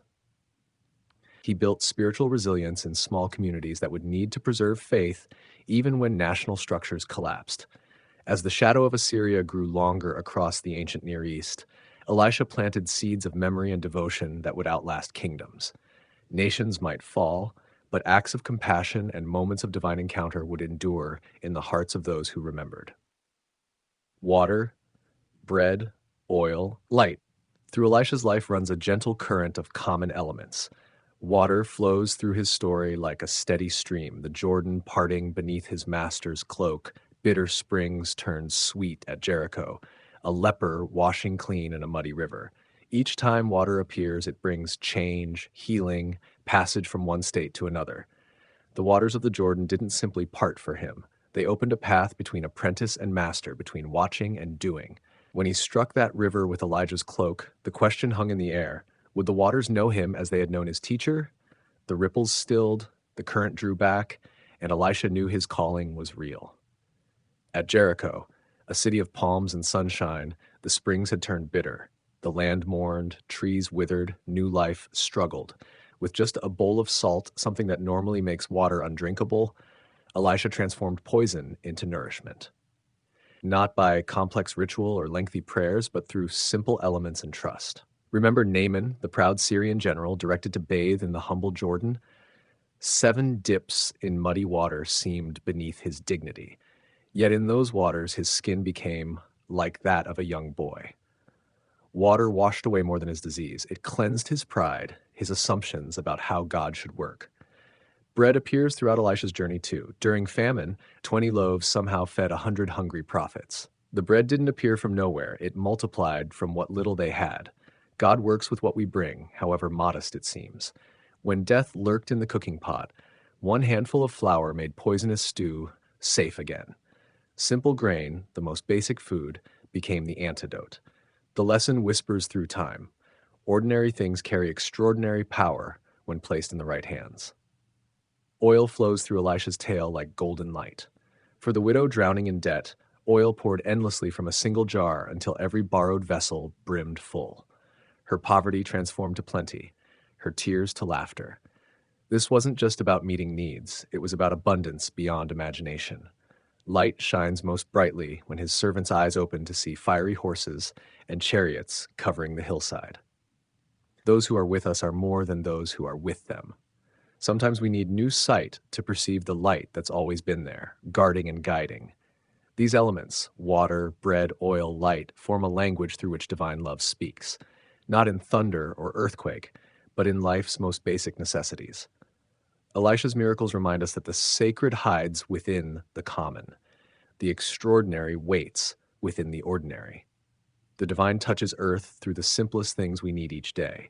In your own life, notice water as it flows, bread as it nourishes, oil as it soothes, light as it reveals. These aren't just physical elements, they're ancient symbols, speaking a truth that transcends time. They're not just in ancient stories, they're with you now, carrying the same power they held in Elisha's hands. What is a prophet?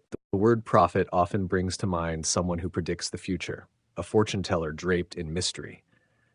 But in Elisha's world, a prophet was something else entirely. A truth speaker, a boundary crosser, a voice that wouldn't be silenced. Prophets stood with their feet in 2 worlds, one foot planted firmly in human society, its markets, palaces, and farms, the other foot stepping into divine reality, sensing currents and knowing things others couldn't see. They lived at the threshold between heaven and earth, between what is and what should be. Elisha didn't simply foretell events. He felt the weight of truth and spoke it plainly, whether to kings in their courts or to widows in their grief. His words cut through deception, pierced through false comfort, and sometimes fell like gentle rain on parched hearts. To be a prophet meant living differently. Notice how Elisha owned little, traveled light, depended on others' kindness. His upper room in Shunem held just a bed, table, chair, and lamp, only what he needed. This simplicity wasn't poverty. It was freedom to move when God whispered, "Go." Kings sought his counsel, yet couldn't control him. When Jehoram of Israel came begging for help, Elisha first refused him sharply. "Go to your father's prophets." Only for the sake of righteous Jehoshaphat did he relent. A true prophet answers to one voice alone, regardless of earthly power. The cost of this calling was steep. Elisha left behind 12 oxen and a comfortable inheritance when Elijah's cloak fell on his shoulders. Later, his servant Gehazi fell to greed. His mentor vanished in fire. Kings sometimes heeded his words, sometimes ignored them. The loneliness of seeing what others cannot see can break the heart. Prophets often stood alone against crowds. When everyone rushed toward comfortable lies, they pointed stubbornly toward uncomfortable truths. When leaders built their thrones on injustice, prophets reminded them of forgotten covenants. When religious rituals grew empty, prophets demanded heart change instead. Yet through this loneliness runs a silver thread of joy. In Elisha, we glimpse someone fully alive to his purpose. When he raises the Shunammite's son, when he feeds hungry students, when he heals Naaman, we see a man doing exactly what he was made to do. There's peace in that alignment, even amid struggle. The Hebrew word for prophet, navi, shares roots with words meaning to bubble up or to flow forth. True prophecy isn't calculated or forced. It bubbles up from depths, flowing naturally like a spring that cannot be contained. Elisha never strained to prophesy. Truth simply overflowed from his being. In our noisy world, perhaps we need the prophetic voice more than ever. Not those shouting predictions of doom or promising easy victories, but those quiet truth tellers who cut through confusion with clarity. Those who name what we've been afraid to name. Those who remind us of forgotten promises and point toward neglected paths of wholeness. Elisha and Jesus, echoes across Testament's centuries, separate them, the quiet prophet of Israel and the carpenter from Nazareth. Yet when we lay their stories side by side, echoes ripple across time, whispering of connection, foreshadowing, divine patterns repeating with new depth. Both multiplied food for the hungry. Elisha fed 100 men with 20 barley loaves, with some left over. Jesus fed thousands with a few loaves and fish, baskets of fragments remaining. The message rings clear across the ages. Divine abundance flows through human generosity, and when we offer our little, it becomes more than enough. Watch how both raise the dead. Elisha stretched himself upon a child, mouth to mouth, eyes to eyes, hands to hands, warming cold flesh with his own body heat. Jesus spoke to a girl, Talitha cum, little one, arise. Different methods, same outcome. Life restored, grieving turned to joy, death's power broken, if only for a moment. Healing flows through both narratives like a gentle stream. Naaman's leprosy washing away in Jordan's waters points toward all those lepers who would one day touch the hem of Jesus' garment. Both healers saw beyond cultural boundaries.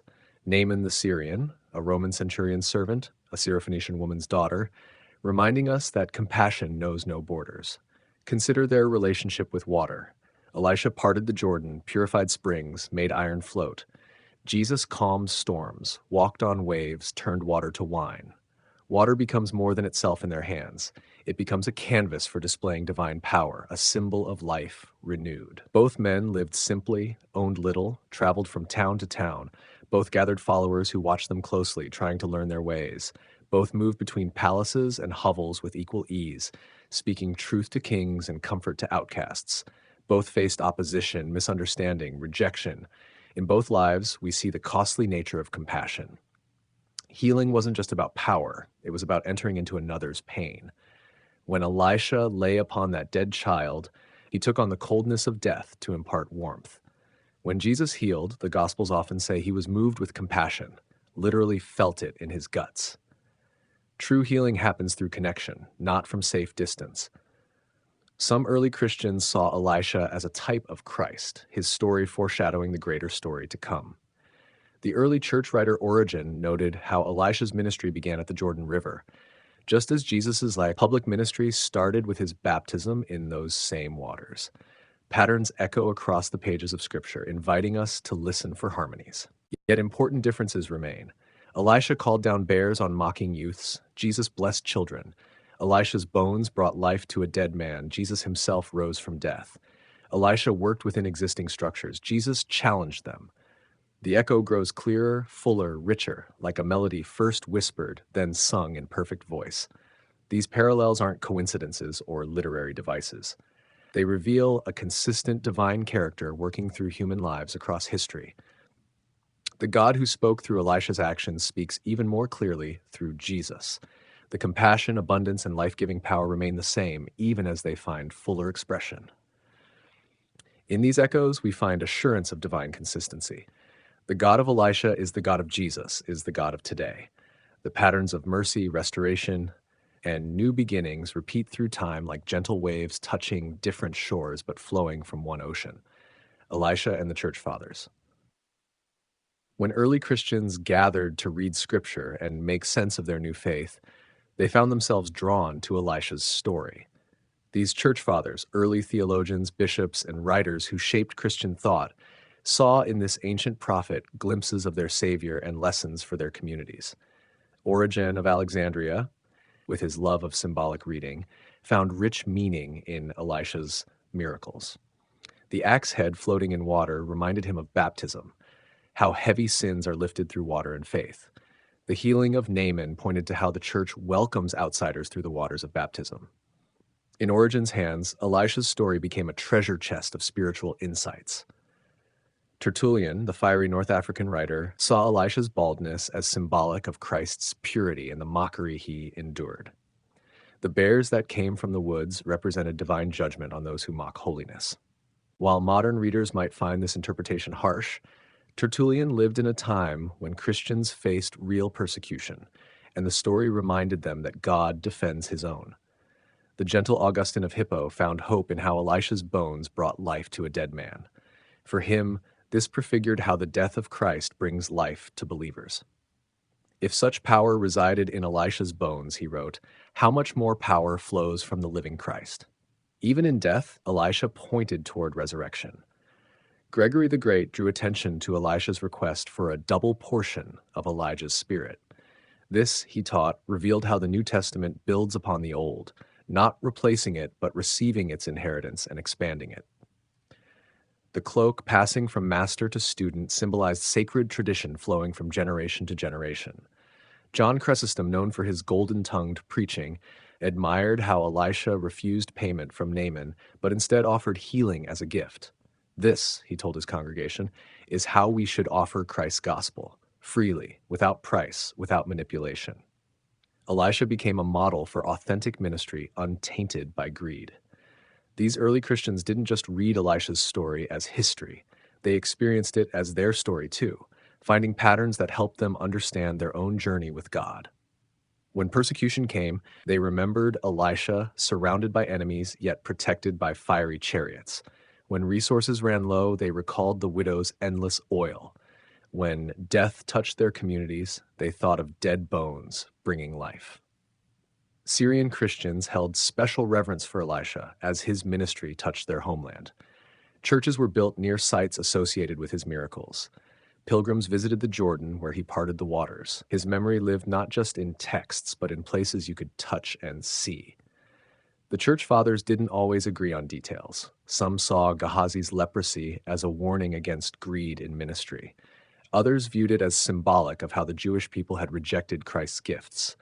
But through various interpretations ran a common thread. Elisha's life contained patterns that illuminated Christ and guided the church. Perhaps most touchingly, many early Christians found comfort in Elisha's ordinary humanity.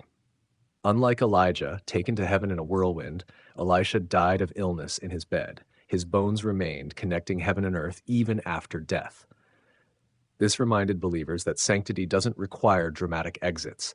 It can unfold through faithful living and peaceful dying. For these ancient readers, Scripture wasn't flat text, but living conversation between generations of faith. Elisha spoke across centuries, his voice clearer with each retelling. His life a lantern illuminating the path for those walking similar roads of faith, service, and quiet miracle. A prophet for the poor. In a world where prophets often thundered before kings, Elisha's footsteps frequently led him to humble doorways. While he walked in palaces, his heart seemed most at home among those society forgot. Through his life runs a golden thread of concern for those without voice or visibility. Consider the widow drowning in debt, creditors threatening to take her sons as slaves. Kings might have ignored her tears, priests might have quoted regulations, but Elisha stopped. He asked what she had, just one jar of oil. From that single jar flowed enough oil to fill every borrowed container, enough to pay every debt, enough to live on afterward. This wasn't mere charity, it was restoration of dignity. When famine gripped the land, Elisha didn't retreat to royal storehouses or wealthy patrons. He stayed with the company of prophets, sharing their hunger. When poisonous plants ended up in the cooking pot, he didn't scold their mistake, but healed their food. When 20 loaves needed to feed 100, he assured the doubtful server, "They will eat and have some left over." In scarcity, he embodied abundance. Notice how the Shunammite woman first appears wealthy, offering Elisha hospitality. Yet when famine comes, she loses everything while away from home. Upon return, she must beg the king for her land. Elisha's earlier kindness to her creates the connection that restores her property. The cycle completes. Her generosity to the prophet flows back as justice in her time of need. Even Naaman's healing carries economic dimensions we often miss. Leprosy meant social death, economic exclusion, loss of livelihood. By healing Naaman's skin, Elisha restored his place in community and economy. Yet Elisha refused payment, making clear that divine healing isn't a market transaction. Some gifts transcend economic exchange. The floating axe head reveals Elisha's sensitivity to ordinary struggles. "Alas, master, it was borrowed," cries the distressed prophet. A lost tool might seem trivial compared to raising the dead, yet Elisha responds with the same attention. For day laborers, a lost tool meant lost wages, deeper debt. By restoring the axe head, Elisha protected someone's livelihood. These stories reveal a God deeply concerned with economic justice. The Hebrew prophetic tradition consistently links worship of God with care for the vulnerable. Through Elisha's hands, we see divine power flowing most freely toward those society values least. Oil multiplies for widows, not kings. Food expands for hungry students, not wealthy merchants. This pattern would echo centuries later when a young Jewish woman sang about the God who has filled the hungry with good things but has sent the rich away empty. Mary's Magnificat captures the same divine preference we see in Elisha's ministry, special attention to those the world overlooks. Elisha's concern for the poor wasn't sentimental charity, but covenant faithfulness. The Torah established clear protections for widows, orphans, and foreigners. When kings and priests neglected these commands, prophets like Elisha embodied them. His miracles weren't random displays of power, but targeted restorations of covenant community. In today's world of widening inequality, Elisha's example challenges our priorities. His life asks pointed questions. Who receives our best attention? Whose needs move us to action? Do we use whatever influence we have to lift the vulnerable?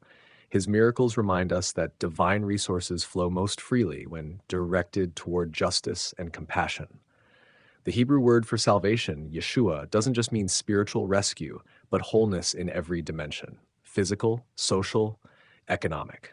Through Elisha's ministry, we glimpse this comprehensive salvation, not just souls saved, but bodies healed, debts canceled, dignity restored, communities preserved, a wholeness that begins in this world, not just the next. Mystic, magician, man of God? Through the mists of time, the figure of Elisha shifts and transforms. Each culture sees him through their own lens, their own needs. The boundary between miracle and magic blurs when we look back across thousands of years. In the ancient world, the line between holy man and wonder worker wasn't clearly drawn. Elisha's story contains moments that might seem like magic to modern ears. The floating axe head, bears summoned by a curse, bones that restore life. Yet for the ancient Israelites, these weren't tricks or spells, but signs of divine presence moving through a chosen vessel. The medieval church struggled with Elisha's stranger miracles. They wanted saints, not sorcerers. Writers and artists softened the harsher tales while highlighting moments of mercy and healing. In icons and illuminated texts, we find Elisha painted with gentle eyes and open hands, his miracles recast as symbols of Christ's coming work. Persian and Babylonian traditions saw Elisha differently, as a kind of wise magician whose powers stemmed from hidden knowledge. Some ancient texts suggest he understood the speech of rivers and stones, could read the stars, and knew the secret names of things. These views reveal more about the cultures interpreting Elisha than about the prophet himself. Jewish mystical traditions found deep meaning in Elisha's miracles. Kabbalists saw his works as revealing the hidden structure of creation. The multiplication of oil became a lesson about divine abundance flowing through proper channels. The raising of the dead child showed how breath and spirit connect through mysterious pathways. Western rationalists of the Enlightenment dismissed Elisha's miracles as primitive superstition or clever metaphors. They couldn't accept a world where axes float and the dead return to life. This view still echoes today when people approach the text looking only for moral lessons while setting aside the supernatural. Across Africa and parts of Asia, Elisha's story resonates differently. Communities where spiritual and physical realities aren't sharply divided find his miracles perfectly sensible. The idea that a holy person might heal waters, multiply food, or even raise the dead fits naturally into worldviews where the veil between seen and unseen realms is thin. Perhaps the deepest question isn't whether Elisha was mystic, magician, or man of God, but why humans need all three. We hunger for wonder in a world that often feels mechanical and empty. We seek meaning beyond what our senses tell us, and we hope, against all evidence, that death isn't the final word. Elisha stands at the crossroads of these human longings, not just in ancient Israel, but in every heart that senses something more beyond the visible world.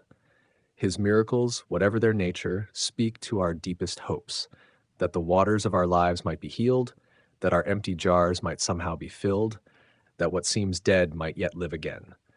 As night falls over ancient Samaria in our imagination, we might glimpse Elisha, not as a wizard with tricks, nor merely as a moral teacher, but as something harder to define, a channel through which mystery flowed, a man whose life became transparent enough that something greater could shine through him. Not magic, not just ethics, but presence. And perhaps that's the simplest way to understand him, not by what he did, but by what he carried. Not power, but presence. The presence that makes barren things bear fruit, bitter things turn sweet, and dead things wake to life again.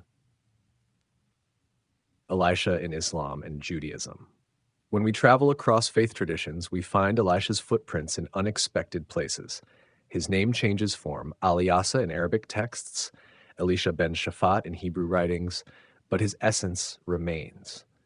In the Quran, Elisha appears briefly but significantly. He stands among the righteous ones, the patient prophets who guided their people through difficult times. Though his miracles aren't detailed in Islamic scripture, later Muslim tradition honors him as a wise teacher and healer who continued the work of his master Elijah. Islamic commentaries often highlight how Elisha combined spiritual authority with humble service. They note how he lived simply, despite his closeness to kings and courts. Some traditions suggest he traveled widely after Elijah's departure, bringing healing and wisdom to communities far beyond the Jordan Valley. In Jewish tradition, Elisha's legacy flows through countless streams of thought. The Talmud discusses his miracles with both reverence and surprising critique. Rabbis questioned his curse on the youths of Bethel. Was it too harsh? They examined his relationship with Gehazi. Could reconciliation have been possible? These honest questions reveal how deeply Jewish thinkers wrestled with Elisha's complex humanity. Hasidic teachers found special meaning in Elisha's healing miracles. They saw him as a model for reaching across barriers of status and belief, as shown in his healing of Naaman the Syrian. The Baal Shem Tov, founder of Hasidism, often referenced Elisha's ability to find holiness in everyday objects and situations. A jar of oil, a borrowed axe, a simple meal shared with students. Both traditions highlight something easily missed, Elisha's focus on community. Unlike his master Elijah, who often worked alone, Elisha gathered students, he built networks of support, and created systems that outlasted him. The sons of the prophets who gathered around him formed communities that preserved prophetic traditions through centuries of challenge and change. What's most striking is how both Judaism and Islam remember Elisha primarily as a healer. Despite his involvement in politics and warfare, what shines through the centuries is his touch that made wholeness possible for individuals, communities, and even enemies like Naaman. The story of the Shunammite woman's son holds special meaning across traditions. This intimate miracle, performed not with public drama but through patient, physical connection, reveals Elisha at his most human. Here was no thundering prophet, but a man willing to stretch himself, literally across the gap between life and death. Perhaps this is why Elisha continues to speak across religious boundaries. His miracles weren't performed to prove religious superiority, but to restore what was broken. Water made clean, hunger satisfied, debts forgiven. These acts translate across all languages and beliefs. As evening prayers rise from synagogues and mosques across lands, Elisha once walked, his memory continues to inspire. Not as a figure of division, but as a reminder that compassion transcends the boundaries we create. The waters he healed still flow. The light he kindled still burns. The Elisha archetype stories shape us in ways we barely notice. Ancient tales slip into our modern minds, creating patterns we follow without realizing their source. Elisha's story has done exactly this, becoming a template that echoes through literature, film, and even our everyday heroes. Look closely at mentor figures in stories you love: the wise teacher who guides the main character before stepping aside, the healer with mysterious powers who appears when needed most, the quiet figure whose strength lies not in weapons but in wisdom. In each, you might glimpse a shadow of Elisha. In literature, we find him transformed but recognizable. Gandalf the Grey passes his mission to others when he falls, just as Elijah passed his mantle to Elisha. Merlin guides from the background, working through signs and wonders rather than direct power. Even modern characters like Obi-Wan Kenobi follow the pattern, the mentor who continues guiding even after physical death. Healing figures in countless stories carry Elisha's essence. The country doctor who knows more than just medicine, the wise woman whose remedies combine herbs and hope, the stranger who appears when communities face their darkest hour, all echo the prophet who healed waters and raised the dead. We see his pattern in film characters who reject fame while quietly changing the world around them. Think of those who work miracles without seeking credit, who measure success not by recognition, but by restoration. From George Bailey in It's a Wonderful Life to countless quiet heroes in international cinema, Elisha's shadow stretches long. Even in real life, we unconsciously measure certain people against this ancient template. We recognize something familiar in those who combine practical help with spiritual insight, who remain humble despite their gifts, who appear ordinary until crisis reveals their extraordinary nature. The pattern repeats across cultures because it speaks to something we deeply need: guides who stand between worlds, touching both heaven and earth. We need those who can heal physical wounds while addressing deeper hurts. We need wisdom that doesn't shout but whispers exactly when we're ready to hear. What makes the Elisha archetype so enduring is its balance of opposites. Unlike purely mystical figures who remain distant from ordinary concerns, Elisha dealt with practical matters: food, water, illness, debt. Unlike purely practical helpers, he connected these everyday needs to deeper spiritual currents. This balance feels increasingly rare and precious in our specialized world. We have technical experts who don't address meaning. We have spiritual teachers who seem disconnected from practical concerns. The figure who bridges these worlds, like Elisha once did, still captures our imagination precisely because we miss this integration. Perhaps this explains why we keep recreating this pattern in our stories and seeking it in our lives. Something in us recognizes that healing comes not just from physical treatment or spiritual counsel alone, but from the mysterious space where they meet. As night deepens over our modern landscape, so different from ancient Israel yet facing similar human needs, the Elisha archetype continues to walk among us, not just in stories, but in unexpected people whose lives quietly bridge worlds we too often keep separate. Lessons from a quiet legacy. History remembers the loud voices, the dramatic gestures, the kings and conquerors who reshape maps and monuments. Yet some of the deepest currents flow quietly below the surface, changing everything without drawing attention to themselves. Elisha's legacy belongs to this hidden stream. Unlike his master Elijah, who called down fire and challenged kings openly, Elisha worked often in the shadows.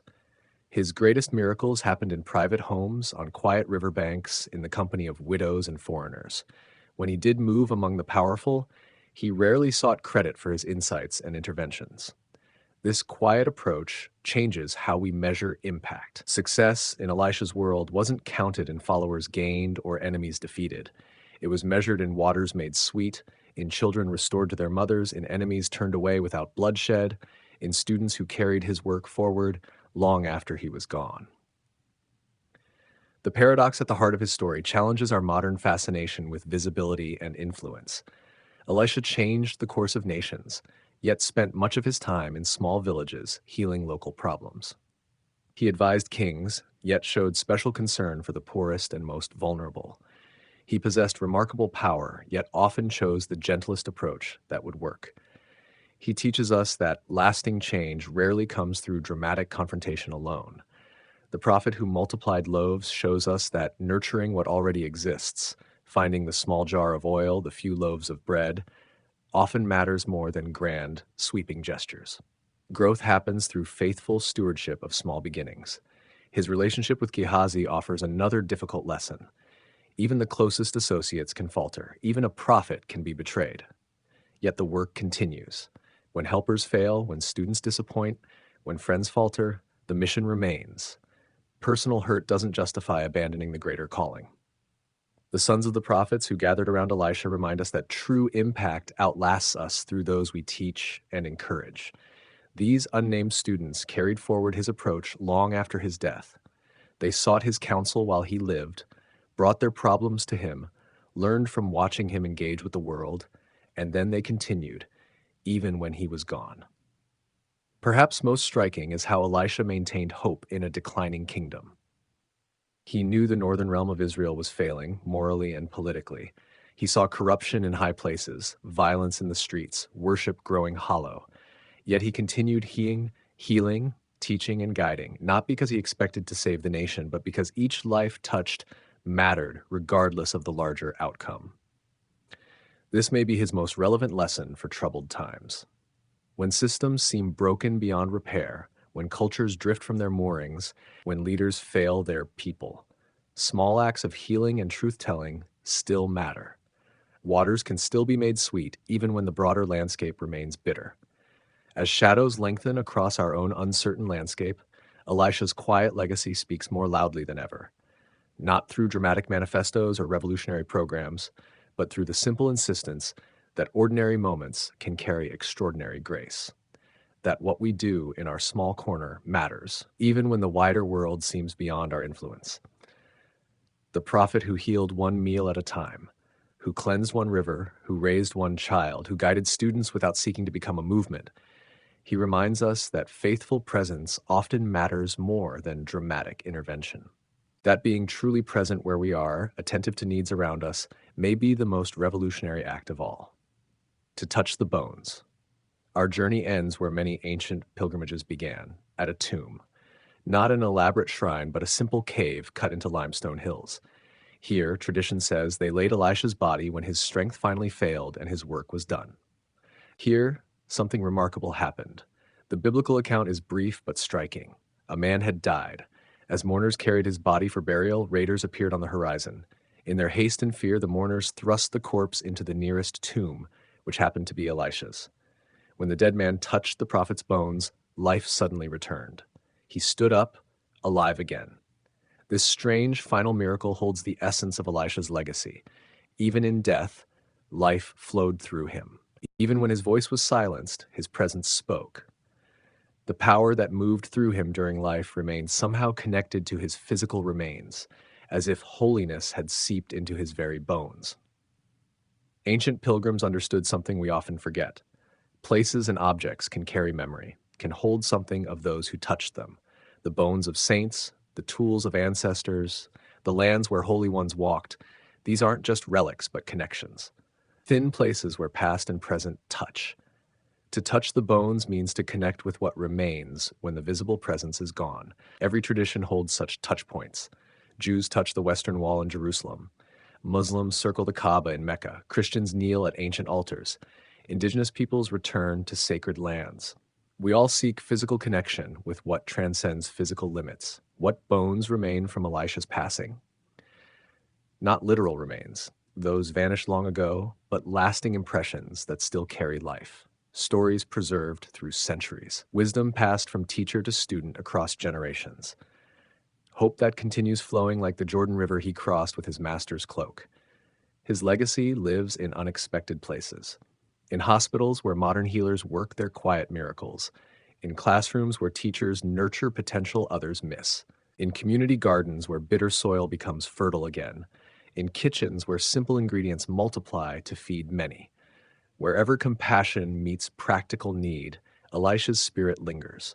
We touch his bones whenever we choose quiet service over public recognition, whenever we find worth in those society overlooks, whenever we see potential where others see only scarcity, whenever we trust that small beginnings can lead to abundance. The final mystery of Elisha's life may be how ordinary it was in many ways. He wasn't perfect. He knew anger, frustration, weariness. He worked with the materials at hand, a jar of oil, a staff, a handful of meal. He faced problems we still recognize: poverty, illness, conflict, drought. Yet through this ordinary life, extraordinary grace flowed. Perhaps that's the hope his story still offers. Not that we might perform spectacular miracles, but that our ordinary lives might become channels for something greater than ourselves. That the waters of our daily existence might be healed at their source. That what seems dead might touch something living and rise again. As stars appear over ancient hills where prophets once walked, as the Jordan continues its endless journey to the sea, as pilgrims still seek healing waters, Elisha's quiet presence continues to speak. Not with thunder or earthquake, but with the still, small voice that follows. The voice that says ordinary lives, touched by extraordinary purpose, can change everything. To touch these bones is to remember that the story isn't finished, that healing still happens, that waters can still be made sweet, that what seems dead may yet live again.